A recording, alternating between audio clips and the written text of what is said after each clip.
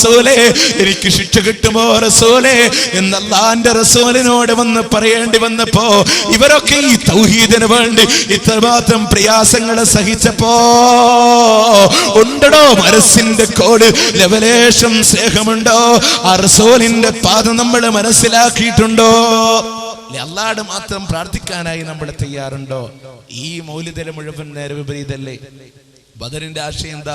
ബദർ മൗലിദ് നിങ്ങൾ നോക്കിയാൽ ആ ബദരീങ്ങളുടെ ആശയങ്ങൾക്കെതിരല്ലേ?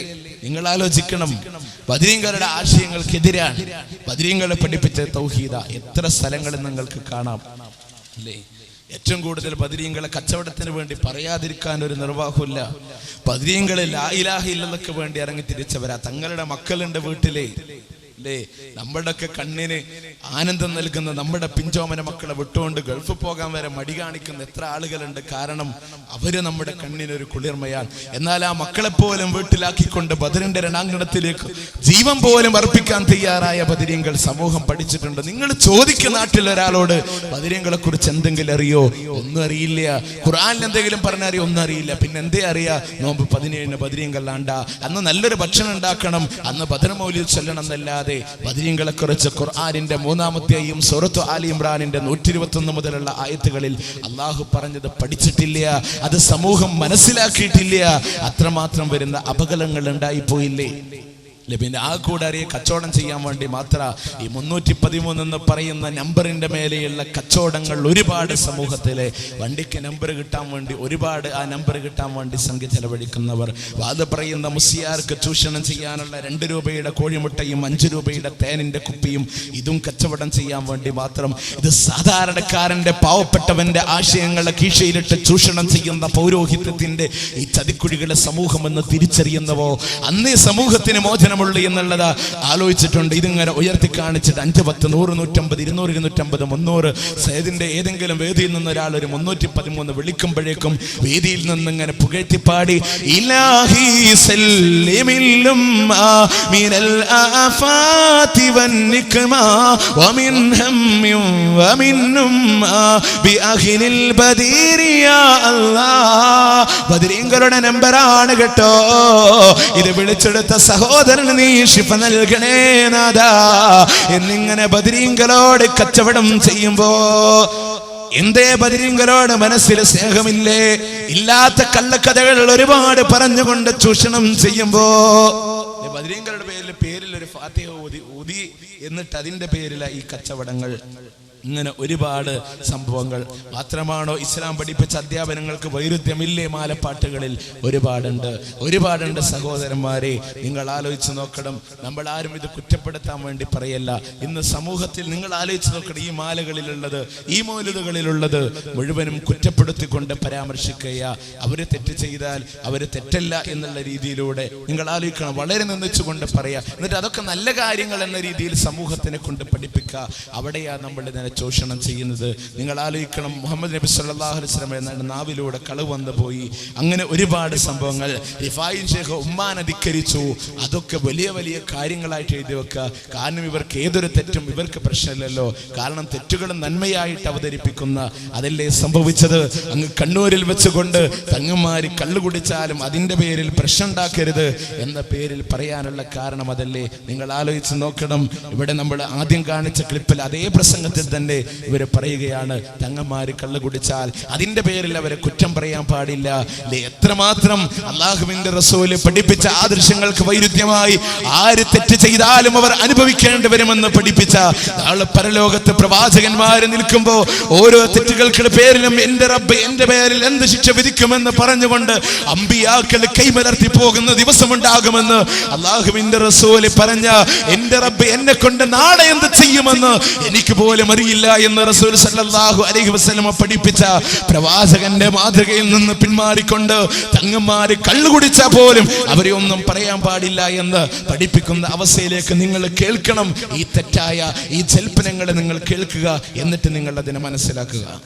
യഥാർത്ഥ ഇബ്നു അറബി റളിയല്ലാഹു അൻഹു ഓരോരുത്തർ പറയുന്നത് അവർക്കുള്ളതായിരിക്കുന്ന തെറ്റുകൾ, അത് തെറ്റുകൾ സൂറത്തിൽ കോലത്തിൽ മാറ്റം തെറ്റാണ്.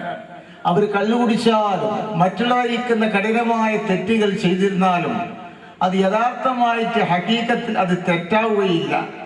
അല്ലാഹു സുബ്ഹാനഹു വ തആല അവരെ മരിക്കുന്നതിന് മുമ്പ് തന്നെ അല്ലാഹു സുബ്ഹാനഹു വ തആല അവരെ ബാഹ്യമായിരിക്കുന്ന തെറ്റുകളാണ്, ആന്തരികമായി അവർക്ക് തെറ്റ് വരുന്നില്ല. അള്ളാഹു അവരെ ദാത്തിനെ ശുദ്ധിയാക്കി വിട്ടവരാ ആയതുകൊണ്ട് അഹ്ലു ബൈത്തിൽപ്പെട്ട ആരായിരുന്നാലും അവർ മരിക്കുന്ന അവസരത്തിൽ ലാ ഇലാഹ ഇല്ലല്ലാഹ് എന്ന കലിമത്തു തൗഹീദോട് പൂർണ്ണമായിരിക്കുന്ന ഈമാനോടുകൂടെ മാത്രമേ അള്ളാഹു വഫാത്താക്കുകയുള്ളൂ എന്ന് ഒരു വിഭാഗം ഉലമാക്കന്മാർ രേഖപ്പെടുത്തിയിട്ടുണ്ട്. നിങ്ങൾ ചിന്തിക്കുക, നിങ്ങൾ ആലോചിക്കുക, ഇത് ഇത്രമാത്രം വരുന്ന അബദ്ധങ്ങളിലേക്ക് അല്ലാഹുവിന്റെ റസൂൽ സല്ലല്ലാഹു അലൈഹി വസല്ലം പറഞ്ഞതെന്താ? ആര് തെറ്റ് ചെയ്തോ അവൻ അനുഭവിക്കേണ്ടി വരും. അവിടെ പ്രവാചകന്റെ കുടുംബത്തിന് പ്രസക്തിയുണ്ടോ? അതുപോലും ഇല്ല എന്ന് പഠിപ്പിക്കുമ്പോ സ്വന്തം കരളിന്റെ കഷ്ടമാണെന്ന് പഠിപ്പിച്ച ഫാത്തിമ കിതാത്ത് കബദി, എന്റെ കരളിന്റെ കഷ്ടമാണ് ഫാത്തിമ എന്ന് പഠിപ്പിച്ച അതേ ഫാത്തിമ ബീവിയെ അടുത്ത് വിളിച്ചുകൊണ്ട് അല്ലാഹുവിന്റെ റസൂൽ പറയുന്ന, മോളെ ഫാത്തിമ, വാപ്പായിൽ നിന്ന് എന്ത് നിനക്ക് വേണോ നീ ചോദിച്ച, പക്ഷേ പൊന്നുമോളെ നിന്റെ ശരീരത്തെ നീ തന്നെ നരകത്തിൽ നിന്ന് കാത്തുകൊള്ളണേ. ഇത് പ്രവാചകൻ സല്ലല്ലാഹു അലൈഹി വസല്ലം പറയുമ്പോ ഖുർആനിലെ 5-ാം അധ്യായത്തിന്റെ 90-91 ആയത്തുകളിലൂടെ ഇസ്ലാം കർശനമായി വിലക്കിയ മദ്യപാനം അതുപോലും തങ്ങന്മാര് ചെയ്താൽ അവരെ ആക്ഷേപിക്കാൻ പാടില്ല എന്ന് പറയുന്ന ഈ ഒരു സമൂഹം ഇവരെന്നേ ഉടലെടുത്ത് പോയത്. ഇങ്ങനെ പ്രവാചകന്മാരെ കുറിച്ച് പറഞ്ഞില്ലേ? ഇങ്ങനെ മഹാന്മാരെ കുറിച്ച് വരും രേഖപ്പെടുത്തി വച്ചില്ലേ? മാലപ്പാട്ടുകളെ പരിശോധിക്കുമ്പോ, മൗലിദുകൾ പരിശോധിക്കുമ്പോ ആകെ ഇകഴ്ത്തി കാണിക്കല തന്നെയാണ്. ഡിഫൈൻ ഷെയ്ന്റെ ഒരു കറാമത്ത് പറയേണ്ടത് എന്താണെന്നറിയോ? ഒമ്മാനെ ധിക്കരിച്ചു വന്ന വലിയ കറാമത്ത് 6 മാസം മുതൽ തുടങ്ങുന്നുണ്ട്. എന്താ? ഗർഭം വയറ്റിൽ ജനിച്ചാറാം മാസത്തിൽ ഗുണമുള്ളതായരെ ആരെന്ന് കേട്ടോവർ, മകനോ മകളോന്ന് ചോദിച്ച നേരത്ത് മകനാണ് അഹ്മദ് കബീർ എന്ന് ചെന്നോവർ. ഗർഭം വയറ്റിലുണ്ടായപ്പോ 6-ാം മാസം ഉമ്മ ചോദിക്കുകയാണ്, വയറ്റിലുള്ളത് ആണാണോ പെണ്ണാണോ? ഉടനെ തന്നെ വയറ്റെന്ന് മറുപടി ആണാണ്. പേര് അഹ്മദ് കബീറാണെന്ന് മറുപടി പറയുന്നു. ഇനിയോ 6 മാസം കഴിഞ്ഞ് 10ഓടടുത്തു. പ്രസവത്തിനുള്ള സമയമായി റിഫായി ഷേഖ് പുറത്തിറങ്ങുന്നില്ല. അല്ലാഹുമായിട്ടുള്ള മത്സരമാണ്. ചോദിക്കുന്നു, അടിമാദോനിയാവിൽ ഇറങ്ങുവാനായിട്ട് അല്ലാന്റെ കേട്ടോരേ മോഷിന്തോവർ. അടിമ ദുനിയാവിൽ ഇറങ്ങാനായിട്ട് അല്ലാഹുടെ കൽപ്പന വന്നപ്പോ ഏകൽ കേട്ടാരേ മുഷിന്തോവർ. അല്ലാഹുടെ ഏകൽ കേട്ടപാട് മനസ്സിലാകെ പ്രശ്നമായി. എന്നിട്ടോ പറയുന്നു, ഞാനിനി പുറത്തിറങ്ങില്ല. അല്ലാഹു പറയുന്നു, റിഫായി പുറത്തിറങ്ങ്. റിഫായി ഷേഖ് പറയുന്നു, ഞാൻ ഇറങ്ങില്ല. പിന്നെന്ത് വേണം? സ്വർഗം എനിക്കും എൻ പയ്യാൽ തുടർന്നോർക്കും സുഖത്തോടെ തന്നാൽ ഇറങ്ങാം ഞാനെന്നോവർ. സ്വർഗം എനിക്കും എൻ പയ്യാലെ തുടർന്നോർക്കും സുഖത്തോടെ നൽകിയാൽ ഞാൻ ഇറങ്ങാം. അവർക്കന്ന് 4 സ്വർഗം കൊടുത്താരേ അടിമാദോനിയാവിൽ പിറന്ന് വളർന്നോവർ. അല്ലാഹു അങ്ങനെ 4 സ്വർഗം കൊടുത്തു. ഇനിയോ നിങ്ങൾ ആലോചിക്കും, നമ്മളൊക്കെ ജീവിക്കുന്നത് എന്തിനാ? നമുക്ക് സ്വർഗം ലഭിക്കാൻ വേണ്ടിയിട്ടാ. എന്നാൽ റിഫായി ഷേഖിന് സ്വർഗം കിട്ടിയപ്പോ അത് അദ്ദേഹം എന്ത് ചെയ്തു എന്നോ? തനിക്കും തന്റെ മുരീദന്മാർക്കും കൂടെ വാങ്ങിയ സ്വർഗം അത് അദ്ദേഹം ഒരു തോപ്പിന് വേണ്ടി വിറ്റുകൊടുക്കുന്നു. ഇസ്മായിൽ എന്നോരിൽ ചോദിച്ചൊരു തോപ്പ് ആയവിലക്ക് തേരുമോന്ന് കേട്ടോവർ. ദുനിയാവിലുള്ള മോദലെന്നിൽ വേണ്ടെന്ന് ദുഷ്ടമായി 4 സ്വർഗം കൊടുത്തവർ. നാട്ടിലുള്ള സാധാരണ ഇസ്മായിൽ കാക്ക പുള്ളിക്കാരനോട് ചോദിക്കുന്നു, നിങ്ങളുടെ തോട്ടം എനിക്ക് തരുമോ? അപ്പൊ ഇസ്മായിൽ കാക്ക പറയാ, എനിക്ക് ദുനിയാവിലുള്ള സമ്പത്തൊന്നും വേണ്ട. ആര്? നാട്ടിലെ സാധാരണ ഒരു ഇസ്മായിൽ കാക്ക പറയാ, എനിക്ക് ദുനിയാവിലുള്ള സമ്പത്തൊന്നും വേണ്ട. എന്നിട്ട് എന്ത് ചെയ്തു? 4 സ്വർഗം ദുഷ്ടമായിട്ട് 4 സ്വർഗം അങ്ങോട്ട് കൊടുത്തു അല്ലേ? ഇത് നമ്മുടേത് മാത്രമല്ല, പേരോട് സഖാഫി കരഞ്ഞോണ്ട് പറയുന്നുണ്ട് 10-15 മിനിറ്റ് നേരം. പിന്നെ ലെറ്റർ എഴുതി കൊടുത്തു എന്നും ഖബറിന്റെ മേലെ മറുപടി ലെറ്റർ വന്നു എന്നും അല്ലേ? ഇങ്ങനൊക്കെ സംഭവം. നാളെ ഷിബായിനെ നിശ്ചയിച്ചു നമ്മുടെ പറയാതിരുന്നാ മതി. നമുക്ക് വലിയ മഹാനും വലിയ കറാമത്തുമുള്ള ആളാണല്ലോ. ബഹുമാനപ്പെട്ടവരുടെ സമീപത്തേക്ക് അതാ വരുന്നു. ഉവൈന എന്ന് പറയുന്ന പ്രദേശത്തുള്ള ഒരു ഖതീബ്, പള്ളിയിലെ ഖതീബാണ്. അദ്ദേഹം വന്നിട്ട് പറയുന്നു, വലിയ ഷെയ്ഖാണ് ജമാലുദ്ദീൻ, ഷെയ്ഖ് ജമാലുദ്ദീൻ വന്ന് പറയുന്നു, ഓ അഹ്മദുൽ കബീർ റിഫായി, എന്റെ തൊട്ടടുത്ത വീട്ടില് അതാ ഷെയ്ഖ് ഇസ്മായിൽ ഇബ്നു അബ്ദുൽ മുൻഇം എന്ന് പറയുന്ന മഹാനുണ്ട്. എന്റെ തൊട്ടടുത്ത ആളാണ്. അദ്ദേഹത്തിന് ഒരു 1-ാം നമ്പർ തോട്ടമുണ്ട്, എന്റെ അടുത്ത തോട്ടമാണ്. ആ തോട്ടമൊന്ന് എനിക്ക് കിട്ടണമെന്ന് ഞാൻ കുറെ ദിവസമായി ആശിക്കുന്നു. ഞാനതിന് വില പറഞ്ഞിട്ട് അയാൾ വിൽക്കുന്നില്ല. ഷെയ്ഖ് അവറുകളൊന്ന് എന്റെ കൂടെ വന്നിട്ട് ആ തോട്ടമൊന്ന് എനിക്ക് തരാൻ വേണ്ടി പറയണം, വില കൊടുക്കാം. ബഹുമാനപ്പെട്ട അഹ്മദുൽ കബീർ റിഫായി റളിയല്ലാഹു അൻഹു അങ്ങോട്ട് ആളെ പറഞ്ഞേക്കാതെ ബഹുമാനപ്പെട്ടവർ ആ മഹാനെ കാണാൻ, ഷെയ്ഖ് ഇസ്മായിൽ ഇബ്നു അബ്ദുൽ മുൻഇമിനെ കാണാൻ അങ്ങോട്ട് ചെന്നു. നീ നിന്റെ തോട്ടം ഇയാൾക്ക് വിൽക്കണം, കേശ് ഞാൻ വാങ്ങിത്തരാമെന്ന് പറഞ്ഞപ്പോ ബഹുമാനപ്പെട്ട ഇസ്മായിൽ ഇബ്നു അബ്ദുൽ മുൻഇം എന്ന് പറയുന്ന മഹാൻ ബഹുമാനപ്പെട്ട അഹ്മദുൽ കബീർ റിഫായി തങ്ങളോട് പറഞ്ഞു, അതിന് എത്ര വില പറഞ്ഞാലും ഞാൻ വിൽക്കാൻ ഉദ്ദേശിക്കുന്നില്ല ഷെയ്ഖേ. എത്ര പറഞ്ഞിട്ടും വിൽക്കുന്നില്ല. അപ്പൊ ബഹുമാനപ്പെട്ടവർ ഒന്നും കൂടി പറഞ്ഞു, നിങ്ങൾ ആ തോട്ടം അദ്ദേഹത്തിന് അത്യാവശ്യമുള്ളത് കൊണ്ടാ പറയുന്നത്, നിങ്ങളത് വിറ്റാൽ അദ്ദേഹം വേണ്ട പൈസ ഞാൻ വാങ്ങിച്ചു തരാം. ബഹുമാനപ്പെട്ടവർ പറഞ്ഞു, ഞാനത് ഷെയ്ഖ് എന്നോട് ആവശ്യപ്പെടുകയാണെങ്കിൽ വിൽക്കാം, പക്ഷേ ഞാൻ പറയുന്ന വില തരണം. ഓ നീ പറയുന്ന വില തന്നേക്കാൻ പറഞ്ഞോളൂ. ഉടനെ തന്നെ ഷെയ്ഖ് ഇസ്മായിൽ റഹിമഹുല്ല പറയുന്നു, അത്ലുബു മിന്നി, അതേ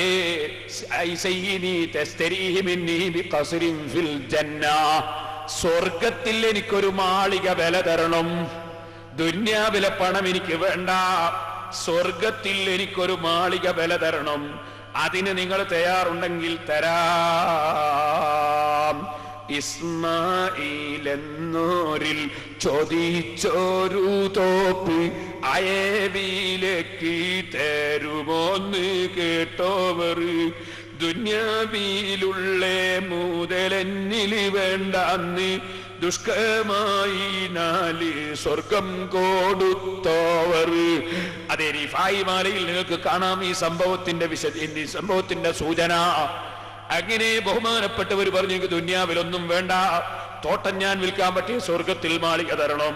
ബഹുമാനപ്പെട്ട അഹ്മദുൽ കബീർ റിഫായി അങ്ങ് കേട്ടപ്പോ ശരീരത്തിന്റെ കളറങ്ങ് മഞ്ഞൊളിച്ചു പോയി.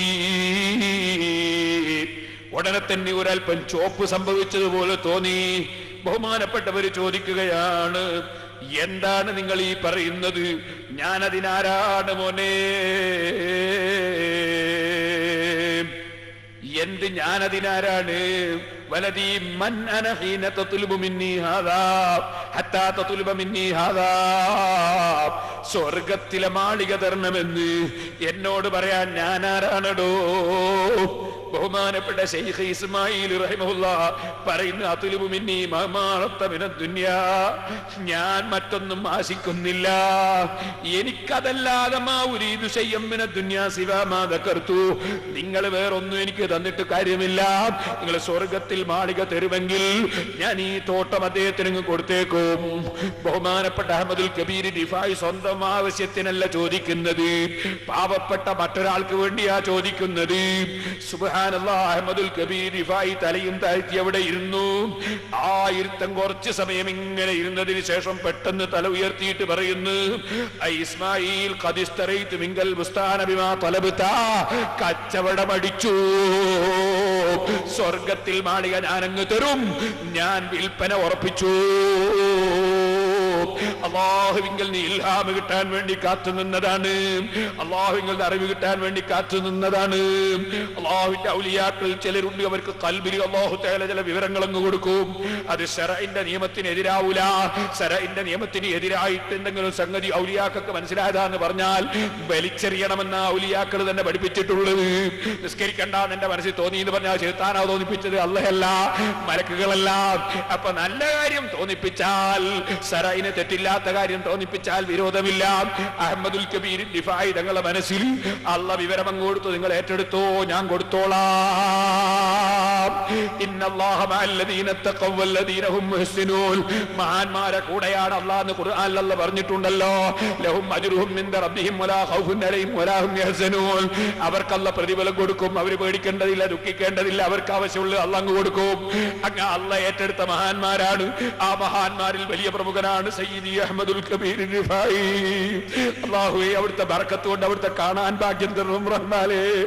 നിന്റെ ഔലിയാക്കളെ പ്രിയം വെച്ചതല്ലാതെ ഞങ്ങളെ കയ്യിലൊന്നുമില്ല.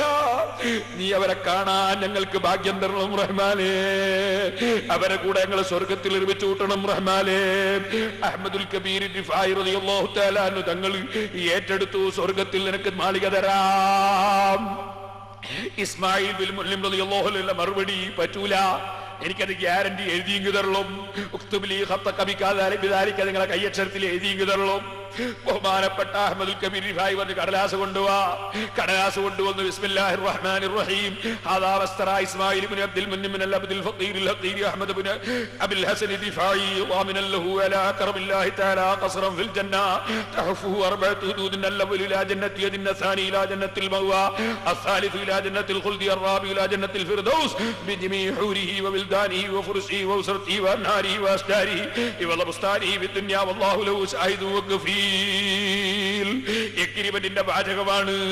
ബിസ്മില്ല എഴുതിയതിനു ശേഷം എഴുതുന്നു, പാവപ്പെട്ട സാധുവായ ഹഖീറായ ഫഖീറായ അടിമയായ അഹ്മദ് ഇബ്നു അബുൽ ഹസൻ ദിഫായി ജാമ്യം നിന്നുകൊണ്ട് ഇസ്മായിൽ ഇബ്നു അബ്ദുൽ മുന്നമിൽ നിന്ന് വാങ്ങുന്നു.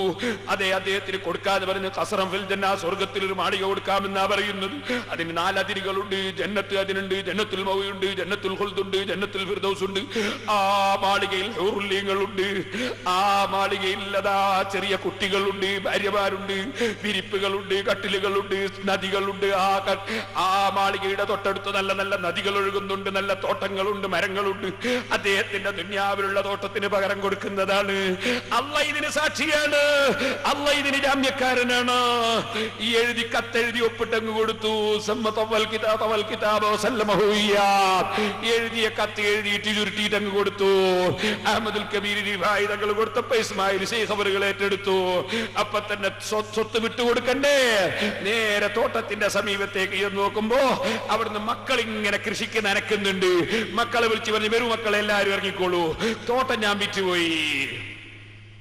അഹ്മദുൽ കബീർ റിഫായി തങ്ങൾ പറഞ്ഞിട്ട് വിറ്റതാ. ഉടനെ തന്നെ മക്കൾ ചോദിക്കുന്നല്ല, ബാപ്പ അങ്ങനെ വിറ്റാ നമ്മൾ സമ്മതിക്കൂല, ഞങ്ങൾക്കൊക്കെ വളരെ ഉപകാരം ഉണ്ടാകേണ്ട തോട്ടമാണ് ഇത്, ബാപ്പ എന്നെങ്ങനെ വിറ്റത്? ഉടനെ തന്നെ ബാപ്പന്റെ മറുപടി, വെറുതെ വിറ്റതല്ല മക്കളെ, സ്വർഗത്തിൽ മാളിക കിട്ടിയിട്ട് വിറ്റതാ. തന്നത് ചില്ലറക്കാരനല്ല, സുൽത്താനുൽ ആരിഫീൻ അഹ്മദുൽ കബീർ റിഫായി അല്ലാഹ് തരുമെന്ന് മൂപ്പരേറ്റെടുത്തതാണ്, അങ്ങനെ വിറ്റതാണ്. ഉടനെ തന്നെ മക്കൾ പറഞ്ഞു, എന്നാ ബാപ്പ ഞങ്ങൾക്കും അതിൽ കൂറുകളും. ബാപ്പ കൊടുക്കുമ്പോൾ സ്വർഗത്തിന് വേണ്ടി കൊടുക്കുമ്പോ മക്കൾ തടഞ്ഞു വെക്കുകയല്ല, ഭാര്യ തടഞ്ഞു വെക്കുകയല്ല. കൊടുക്കുന്നവരെ തടയുന്ന ഭാര്യമാരില്ലേ, ഭാര്യ കൊടുക്കുമ്പോൾ തടയുന്ന ഭർത്താക്കന്മാരില്ലേ, മക്കൾ കൊടുക്കുമ്പോൾ തടയുന്ന ബാപ്പാരില്ലേ, ബാപ്പ കൊടുക്കുമ്പോൾ തടയുന്ന മക്കളില്ലേ. മക്കൾ പറയുന്നത് സ്വർഗത്തിലെ അമ്മക്കും കൂറുകളും ബാപ്പ കൊടുക്കുന്ന ഈ വിരോധമില്ല. ആയിക്കോട്ടെ മക്കളെ, നിങ്ങൾക്കും അതിൽ കൂറ് തന്നെ. ഉടനെ തന്നെ എല്ലാവരും ഇറങ്ങി തോട്ടം മേൽപ്പിച്ചു കൊടുത്തു. കയ്യിലുള്ള കത്തി എല്ലാവർക്കും മക്കൾക്ക് കാണിച്ചു കൊടുത്തു. ഫഹുവലീ വലക്കും വല്ലാഹു അലാ മാ നഖൂലു വകീൽ. അല്ലാഹയാണ് നമ്മൾ പറയുന്നതിന് മുഴുവനും ഏറ്റെടുക്കുന്നവൻ, നിങ്ങൾക്കും കൂറാണിത്. ഫറമു വനസലു, എല്ലാവർക്കും തൃപ്തിപ്പെട്ടു പോയി. ഖതീബ് ജമാലുദ്ദീൻ റഹിമഹുല്ലാ തോട്ടം കൈവശത്തിൽപ്പെടുത്തി.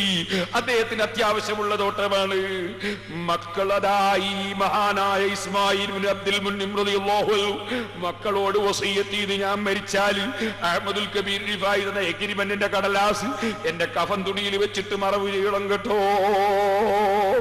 മക്കളെ പറഞ്ഞതുപോലെ തന്നെ ബാപ്പ മരണപ്പെട്ടപ്പോ ആ പറഞ്ഞതുപോലെ തന്നെ മറവ് ചെയ്തതിന് ശേഷം അത് മറവ് ചെയ്യുന്ന സമയത്ത് കഫൻ തുണിയിൽ ഈ എഗ്രിമെന്റിന്റെ കടലാസം വെച്ചിട്ട് കഫൻ ചെയ്തു.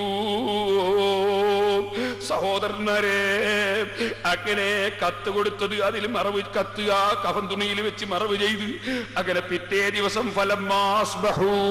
പിറ്റേ ദിവസം നേരം വെളുത്തപ്പോ മിനൽഗദി പിറ്റേ ദിവസമായപ്പോ ഈ മക്കള് സിയാറത്തിന് വേണ്ടി ബാപ്പന്റെ കബറും പുറത്തുനിന്ന് പോയി.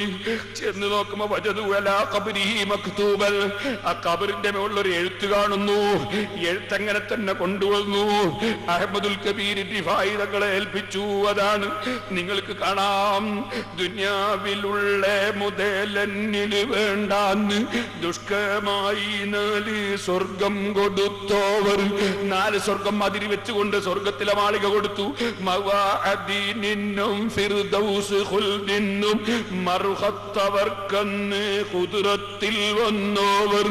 മനീദം ഖത്ത് ഖാബിറിൻ പുറത്തിന് മക്കള് എടുത്ത് വലി കയ്യിൽ കൊടുത്തോവർ. കത്തെടുത്ത് കൊണ്ടുവന്ന് അഹ്മദുൽ കബീർ റിഫായി തങ്ങളെ കയ്യിൽ കൊടുത്തു.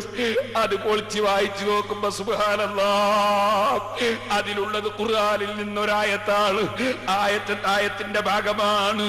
ആയത്തെന്താണ്? ഖദ് വജദ്നാ മാ വഅദനാ റബ്ബുനാ ഹഖ്ഖാ, ഖദ് വജദ്നാ മാ വഅദനാ റബ്ബുനാ ഹഖ്ഖാ. നമ്മൾ അല്ലാഹുവിന്റെ പൊരുത്തത്തിനും സ്വർഗത്തിനും വേണ്ടി കൊടുത്താൽ അല്ലാഹ് സ്വർഗം തരുമെന്ന് പറഞ്ഞതല്ലേ. ആ റബ്ബ് അവന്റെ വാഗ്ദത്വം ഹക്കായ നിലക്ക് നിർവഹിച്ചു കഴിഞ്ഞ് എനിക്കത് കിട്ടിക്കഴിഞ്ഞിട്ടുണ്ട് കേട്ടോ. ഇതറിയിക്കുന്ന കത്താണ്. ആ കത്താണ് എടുത്തുകൊണ്ടുവന്ന് ശൈഖിന്റെ കയ്യിൽ കൊടുത്തത്. മനീദം ഖത്ത് ഖാബിറിൻ പുറത്തിന് മക്കള് എടുത്ത് വലി കയ്യിൽ കൊടുത്തോവർ. സഹോദരന്മാരെ, ഈമാനുകളും എന്ത് കൊടുക്കുമ്പോഴും ഈമാനുകളും അല്ല തരും, അല്ല തരും, ദുനിയാവിലും തരും, ആഖിറത്തിലും തരും. ഈ ചിന്തയോടെ അല്ലാതെ ഒന്നും കൊടുത്തു പോകരുത്. നന്നായി നല്ല നിലക്ക് കൊടുക്കണമെന്ന് ഓർമ്മപ്പെടുത്തുന്നു. ആലോചിച്ച് നോക്കണം, ഇങ്ങനെ ഓരോ സംഭവങ്ങള് രേഖപ്പെടുത്തി വെക്കുമ്പോ അള്ളാനെ തോൽപ്പിക്കുന്ന ഷെയ്ഖോ, അള്ളാഹുടെ കഴിവ് തുല്യല്ലേ വെച്ചു കൊടുക്കുന്നത്? നിങ്ങൾ ചോദിക്ക്, അള്ളാഹുടെ കഴിവത്ര, അള്ളാഹുവിന്റെ നാമവിശേഷണങ്ങൾ എത്ര? 99. മുഹ്യിദ്ദീൻ ശൈഖിനോ അതും 99. അള്ളാഹുടെ കഴിവെന്താ? ഇന്നമാ അംറുഹു ഇദാ അറാദ ശൈഅൻ അയ്യഖൂല ലഹു കുൻ ഫയകൂൻ. സൂറത്ത് യാസീനിന്റെ അവസാനത്തിൽ കാണാൻ സാധിക്കും, ഒരു വസ്തുവിനോട് ഉണ്ടാകൂ എന്ന് അള്ളാഹു പറഞ്ഞാൽ ആ വസ്തു ഉണ്ടാവുകയായി. എന്നാൽ മുഹ്യിദ്ദീൻ ശൈഖിന് കഴിവുണ്ട്. എന്നോടേകല്ലോ ഡയവൻ തന്റെ ഏകൽ ആകുന്നോ ഞാൻ ചെൽകിൽ ആകുമാതെന്നോവർ. ഉണ്ടാകൂ എന്ന് ഞാൻ പറഞ്ഞാൽ ആ വസ്തു ഉണ്ടാവുകയായി. ഉണ്ടാകുമെന്ന് പറയണോ വേണ്ട? വേണ്ടിയിട്ട് വല്ലോരോ വസ്തുവിനെ നോക്കൂകിൽ വേണ്ടിയ വണ്ണം ദീനെ ആക്കുന്നോവർ.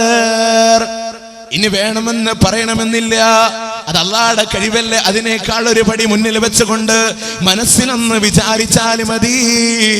അതേ രൂപത്തിലൂടെ മാറ്റിയെടുക്കാനുള്ള കഴിവ് മുഹ്യിദ്ദീൻ ശൈഖിനുണ്ട് എന്ന് പറയുമ്പോ എന്റെ സഹോദരന്മാരെ മുജാഹിദുകൾ പറയുന്നു, ഈ തെറ്റായ നൂലാമാലകളിലേക്ക് നിങ്ങൾ വഴുതി പോകണ്ട. എന്നാൽ നിങ്ങൾക്കറിയുമോ, ഇത് മുജാഹിദ് പ്രസ്ഥാനത്തിന്റെ എക്കാലത്തും പറയാനുള്ള ആദർശമാണ്. ഇത് സ്വർഗത്തിലേക്ക് പോകാനുള്ള പാതയാണെങ്കിൽ ഏതാണ് റസൂലിന്റെ പാത? അപ്പോൾ അതിനെ തടയിടുന്നത് നിങ്ങൾക്കറിയുമോ? അങ്ങ് കൊട്ടപ്പുറം സംവാദത്തിൽ വെച്ചുകൊണ്ട് സുന്നി മുജാഹിദ് പണ്ഡിതന്മാര് അണിനിരുന്നപ്പോ അന്ന് 2 കൂട്ടരും കവിത ചൊല്ലിക്കൊണ്ടാ തുടങ്ങിയത്. അവിടെയാണ് ഇതിന്റെ അർത്ഥവ്യത്യാസം നിങ്ങൾ മനസ്സിലാക്കേണ്ടത്. അന്ന് സുന്നി പണ്ഡിതന്മാർ മുഹ്യിദ്ദീൻ ശൈഖിനോട് ദുആ ചെയ്തുകൊണ്ട് തുടങ്ങിയപ്പോ മുജാഹിദിന്റെ പണ്ഡിതന്മാരെന്ന് അല്ലാഹുവിനോട് ദുആ ചെയ്തുകൊണ്ട് റസൂല് പഠിപ്പിച്ച പ്രാർത്ഥനയുമായിട്ടാ തുടങ്ങിയിട്ടുള്ളത്. എന്നല്ലേ, അത് 2 തമ്മിലുള്ള വ്യത്യാസം നിങ്ങൾക്കറിയണം. സുന്നി പണ്ഡിതന്മാരെന്ന് ചൊല്ലിയത് എന്താ? ഖുത്ബിയത്തിലെ യാ സയ്യിദി സനദി ഔസീവ യാ മദദി കുല്ലി ലഹീറൻ അലൽ അഅദാഇ ബിൽ മദദി. മുഹ്യിദ്ദീൻ ശൈഖിനോട് ശത്രുക്കളുടെ മേലെ കഴിവ് തരണേ എന്ന് പറഞ്ഞുകൊണ്ട് മുഹ്യിദ്ദീൻ ശൈഖിനോട് ദുആ ചെയ്തപ്പോ അന്ന് മുജാഹിദിന്റെ പണ്ഡിതന്മാരെ പ്രാർത്ഥിച്ച കവിത ഏതാ? അഹ്സാബ് യുദ്ധത്തിന്റെ ഖന്തഖ് യുദ്ധത്തിന്റെ രണാങ്കണത്തിൽ പട്ടിണി കൊണ്ട് ഒട്ടിയ വയറുമായി വയറിന്റെ മേലെ കല്ലും വെച്ച് കെട്ടിക്കൊണ്ട് അല്ലാഹുവിന്റെ റസൂലും സഹാബാക്കളും കൂടെ അണിനിരന്നപ്പോ അന്ന് പ്രവാചകൻ സല്ലല്ലാഹു അലൈഹി വസല്ലമ ചൊല്ലിയതായ കവിതയിലെ അല്ലാഹുമ്മ ലൗലാ അൻത മഹ്തദൈനാ വലാ തസദ്ദഖ്നാ വലാ സല്ലൈനാ وأنزلا سكينة علينا والمشركون قد باعوا علينا اللهم الله لولا أنت مهتدينا നീ ഇല്ലായിരുന്നെങ്കിൽ നാദാ ഞങ്ങൾ നേർമാർഗം പ്രാപിക്കുകയില്ലല്ലോ റബ്ബേ വലാ തസദ്ദഖ്നാ വലാ സല്ലൈനാ ഞങ്ങൾ നമസ്കരിക്കുകയില്ലല്ലോ ദാനധർമ്മങ്ങൾ ചെയ്യുകയില്ലല്ലോ അത് മുഴുവനും നിനക്ക് വേണ്ടിയിട്ടാണ് റബ്ബേ വഅൻസിലൻ സകീനതൻ അലൈനാ ആകയാൽ സമാധാനം ഇറക്കി തരണേ റബ്ബേ ആലോചിച്ചോ ചിന്തിച്ചോ സഹോദരന്മാരെ റസൂൽ കാണിച്ചു തന്ന സ്വർഗത്തിന്റെ പാതയേതാ പ്രവാചകനിൽ നിന്ന് ധിക്കരിച്ച് പോയവരുടെ പാതയേതാ രണ്ടും മനസ്സിലാക്കാനുള്ള അവസരങ്ങളാ അതുകൊണ്ടാണ് മുജാഹിദുകൾ ഇതിനെ എതിർക്കാനുള്ള കാരണം പിന്നെയോ റസൂലുള്ളാഹി സ്വല്ലല്ലാഹു അലൈഹി വസല്ലമ നുണ പറഞ്ഞു എന്നിവിടെ മാലയിലൂടെ പഠിപ്പിക്കുന്നില്ലേ മുഹ്യിദ്ദീൻ ശൈഖ് രാത്രിയിലൂടെ 40 തവണ ജനാബത്ത് കുളിക്കുന്ന വ്യക്തിയാ അല്ലേ ഇങ്ങനെയൊക്കെ ഓരോ കാര്യങ്ങൾ പഠിപ്പിച്ചു തരുമ്പോ നിങ്ങൾ ആലോചിച്ച് നോക്കി ഒരു സഖാഫി തന്നെ ഇത് പുലമ്പുന്നുണ്ട് നമ്മൾ പറയുമ്പോഴല്ലേ പ്രശ്നമുള്ളൂ അല്ലെ ഒരാളെ കുറിച്ച് ആളിങ്ങനെ രാത്രിയിൽ 40 പ്രാവശ്യമൊക്കെ പോയി ജനാബത്ത് കുളിക്കുന്ന ആളാന്നൊക്കെ പറഞ്ഞ ഇതൊരാളുടെ പുകഴ്ത്തലാണ് ഇകഴ്ത്തല നിങ്ങൾ ആലോചിച്ച് നോക്ക് ഒരുപാട് സംഭവങ്ങളുണ്ട് ഒക്കെ കൂടെ കാണിക്കാൻ നമ്മളെ കൊണ്ട് കഴിയില്ലല്ലോ അതുകൊണ്ട് ഒരു ചോട്ട സഖാഫി തന്നെ അദ്ദേഹം വിശദീകരിക്കുന്നുണ്ട് മുഹ്യിദ്ദീൻ ശൈഖിന്റെ ഈ കറാമത്ത് വളരെ ഗൗരവപൂർവമായി അദ്ദേഹം വിശദീകരിക്കുന്നത് നിങ്ങളൊന്ന് കേൾക്കുക മഹാനായ ശൈഖ് ജീലാനി തന്നെ മുതിർന്ന കുട്ടിയായി വലുതായി ലോകത്ത് നാനാഭാഗത്തും സഞ്ചരിച്ചു കൊണ്ടിരിക്കുന്ന കാലയളവിൽ ഒരിക്കലതാ നൈലിന്റെ തീരത്ത് ഒരു രാജാവിന്റെ അതിഥിയായി കൊട്ടാരത്തിൽ കഴിയുന്നു. രാത്രിയായാൽ ശൈഖ് ജീലാനി റളിയല്ലാഹു അൻഹു പാതിരക്കെഴുന്നേറ്റ് നിസ്കാരത്തിലും ദിക്റിലുമാണ്. ഇരുന്നിങ്ങനെ ദിക്റ് ചൊല്ലിക്കൊണ്ടിരിക്കെ മഹാനവറുകൾക്കതാ പെട്ടെന്ന് ഉറക്കം വരുന്നു. ഉറക്കത്തിൽ സ്ഖലനമുണ്ടാകുന്നു. ഉടനെ ഞെട്ടി എഴുന്നേൽക്കുന്നു. മഹാനവറുകൾ അവിടുന്ന് ഓടിയിറങ്ങി. അതികഠിനമായ തണുപ്പുള്ള ആ രാത്രി ഐസും കട്ടയെ വെല്ലുന്ന തണുപ്പേറിയ നൈൽ നദിയിൽ മുങ്ങിക്കുളിച്ച് വൃത്തിയാകുകയാണ്. വീണ്ടും തന്റെ കേന്ദ്രത്തിൽ വന്നിരുന്ന് ദിക്ർ ആരംഭിക്കുന്നു. പെട്ടെന്ന് ഉറക്കം വരുന്നു, സ്ഖലനമുണ്ടാകുന്നു. വീണ്ടും ചെന്ന് കുളിക്കുന്നു. ഇത് 1, 2, 3 തവണയല്ല, ഒരൊറ്റ ദിവസം ഒരൊറ്റ രാത്രി 40 വട്ടമാണ് അള്ളാഹു മഹാനവറുകളെ പരീക്ഷിക്കുന്നത്. 40 തവണയും പോയി കുളിക്കുകയാണ്. പിന്നീട് ശൈഖ് ജീലാനി പറയുന്നു, ഇനി 41ാമത്തെ തവണയും അള്ള എന്നെ പരീക്ഷിച്ചിരുന്നുവെങ്കിൽ ഞാൻ കുളിച്ചു മരണപ്പെടുമായിരുന്നു. ഇങ്ങനെയുള്ള പൊട്ടത്തരം പുലമ്പുമോ സഖാഫി? എത്രമാത്രം അപകടമാണ് ആലോചിക്കുക. ഞാൻ ചോദിക്കുക, ഇയാളുടെ സ്വന്തം പിതാവിന് ഇങ്ങനെ ഒരു അവസ്ഥ ഉണ്ട്, ഇയാൾ പറയോ? സ്വന്തം വാപ്പാക്ക് ഇങ്ങനെ ഒരു അവസ്ഥ ഉണ്ടെങ്കിൽ തുറന്ന് പറയോ? മനുഷ്യൻ ലജ്ജിക്കില്ലേ ഇത് പറയാൻ? ഇത് സത്യത്തിലുള്ളതെന്നല്ല. ഇദ്ദേഹം ഇങ്ങനെ എന്തൊക്കെ കള്ളത്തരങ്ങളെ പറയാ. ഇത് പാതിരാവാതിന്റെ ഒരു കാലം ഉണ്ടായിരുന്നു, അന്ന് നടക്കും അല്ലേ? ഇതിവിടെ മാത്രല്ല, ഇത് മാലപ്പാട്ടിലുള്ള സംഭവ അല്ലേ? ഇങ്ങനെ ഓരോ കാര്യങ്ങൾ ഇത് ഇകഴ്ത്താൻ വേണ്ടിയിട്ടാ. അതുകൊണ്ട് മാലപ്പാട്ട് മദ്ഹാന്നും പറഞ്ഞിട്ട് അതിനെ കൊണ്ട് നടക്കേണ്ട യാതൊരു ആവശ്യമില്ല. ഇങ്ങനെ ദമ്മ് ചെയ്യുന്ന ഇകഴ്ത്തുന്ന ഒരുപാട് വരികളുണ്ട് എന്നുള്ളത് കൊണ്ടാ എന്റെ സഹോദരന്മാര് ഇനിയും ആലോചിക്കേണ്ട, ഗൗരവപൂർവ്വം ചിന്തിക്കേണ്ട വശങ്ങളുണ്ട്. നമുക്ക് സമയത്തിന്റെ പരിമിതി മൂലം ഇൻഷാ അല്ലാഹ് അല്പകാര്യങ്ങൾ കൂടെ പറഞ്ഞുകൊണ്ട് നമുക്ക് പിരിയാവുന്നതാണ്. നിങ്ങൾ ആലോചിച്ച് നോക്കണം, വിശ്വാസത്തിന് വൈകല്യങ്ങൾ സംഭവിക്കുന്ന ഇത് മാത്രമല്ല, ഒരു അല്പകാലം കൂടെ മുജാഹിദ് പ്രസ്ഥാനം ഇവിടെ അധ്വാനിച്ചതിന്റെ ഫലമാണ് എന്ന് നിങ്ങൾ മനസ്സിലാക്കാൻ ഈ മാലപ്പാട്ടുകൾ ഇനിയും നമ്മൾ പേര് നടക്കണോ, അതോ ഇതിലെ അപകടങ്ങൾ നിങ്ങൾ കണ്ടെത്തണോ? ഒന്നുകൂടെ ആലോചിച്ചുകൂടെ? ഈ പ്രദേശത്തുകാർക്ക് മുഴുവനും അറിയാവുന്ന ഒരു സംഭവമല്ലേ?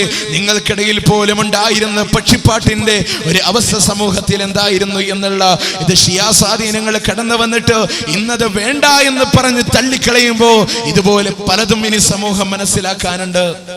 റസൂൽ സല്ലല്ലാഹു അലൈഹി വസല്ലമയും സഹാബാക്കളും കൂടെ മദീനത്തെ പള്ളിയിൽ ഇരിക്കുമ്പോ ഒരു പക്ഷി വന്നുകൊണ്ട് റസൂലിനോട് പരാതി പറയുന്നു. എന്താ പരാതി? സുബഹിന്റെ നേരത്തോരോ മുട്ടായിട്ടു ഞാൻ, ലുഹറിന്റെ നേരത്തും മുട്ടായൊന്നിട്ടു ഞാൻ, മേൽമാസറിനായി കൂട്ടിൽ ഞാൻ ചെല്ലുമ്പോ എന്റെ ഈണപ്പക്ഷി ആട്ടി പുറത്താക്കി. എന്റെ ഈണപ്പക്ഷി ചോദിക്കുന്നോട് ഇട്ടുള്ള മുട്ട ഹലാലോ ഹറാമോന്ന്.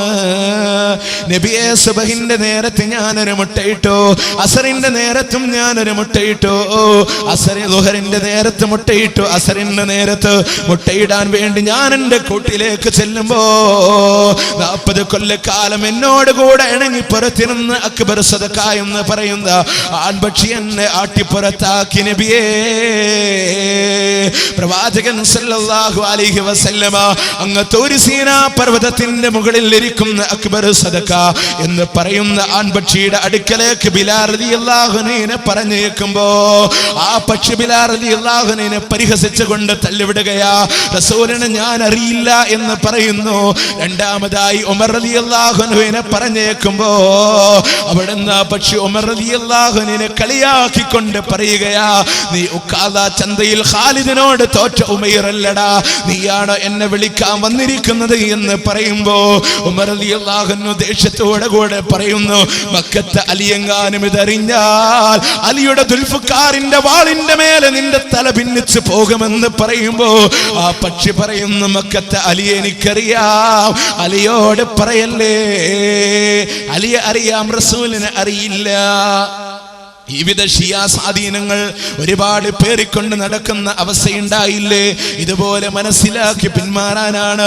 ഇനിയോ എന്റെ സഹോദരന്മാരെ, ഇതുപോലെ ഉയർത്തപ്പെട്ട ഖബറുകളെ കൊണ്ടുവന്നിട്ട് അതിന്റെ മുന്നിൽ പോയി സുജൂദ് ചെയ്യുന്ന രീതിയിലൂടെ അവിടെ പോയി ദുആ ചെയ്യുന്ന അവസ്ഥയിലേക്ക് കടന്നു വരുമ്പോ സമൂഹത്തിനെ പഠിപ്പിക്കുന്ന നായകന്മാർ ഉൾപ്പെടെ, പ്രസ്ഥാനത്തിന്റെ നേതാക്കന്മാർ ഉൾപ്പെടെ ഖബറിന്റെ മുന്നിൽ പോയി സുജൂദ് ചെയ്യുമ്പോ ഇതാര് പഠിപ്പിച്ച ആചാരമാ?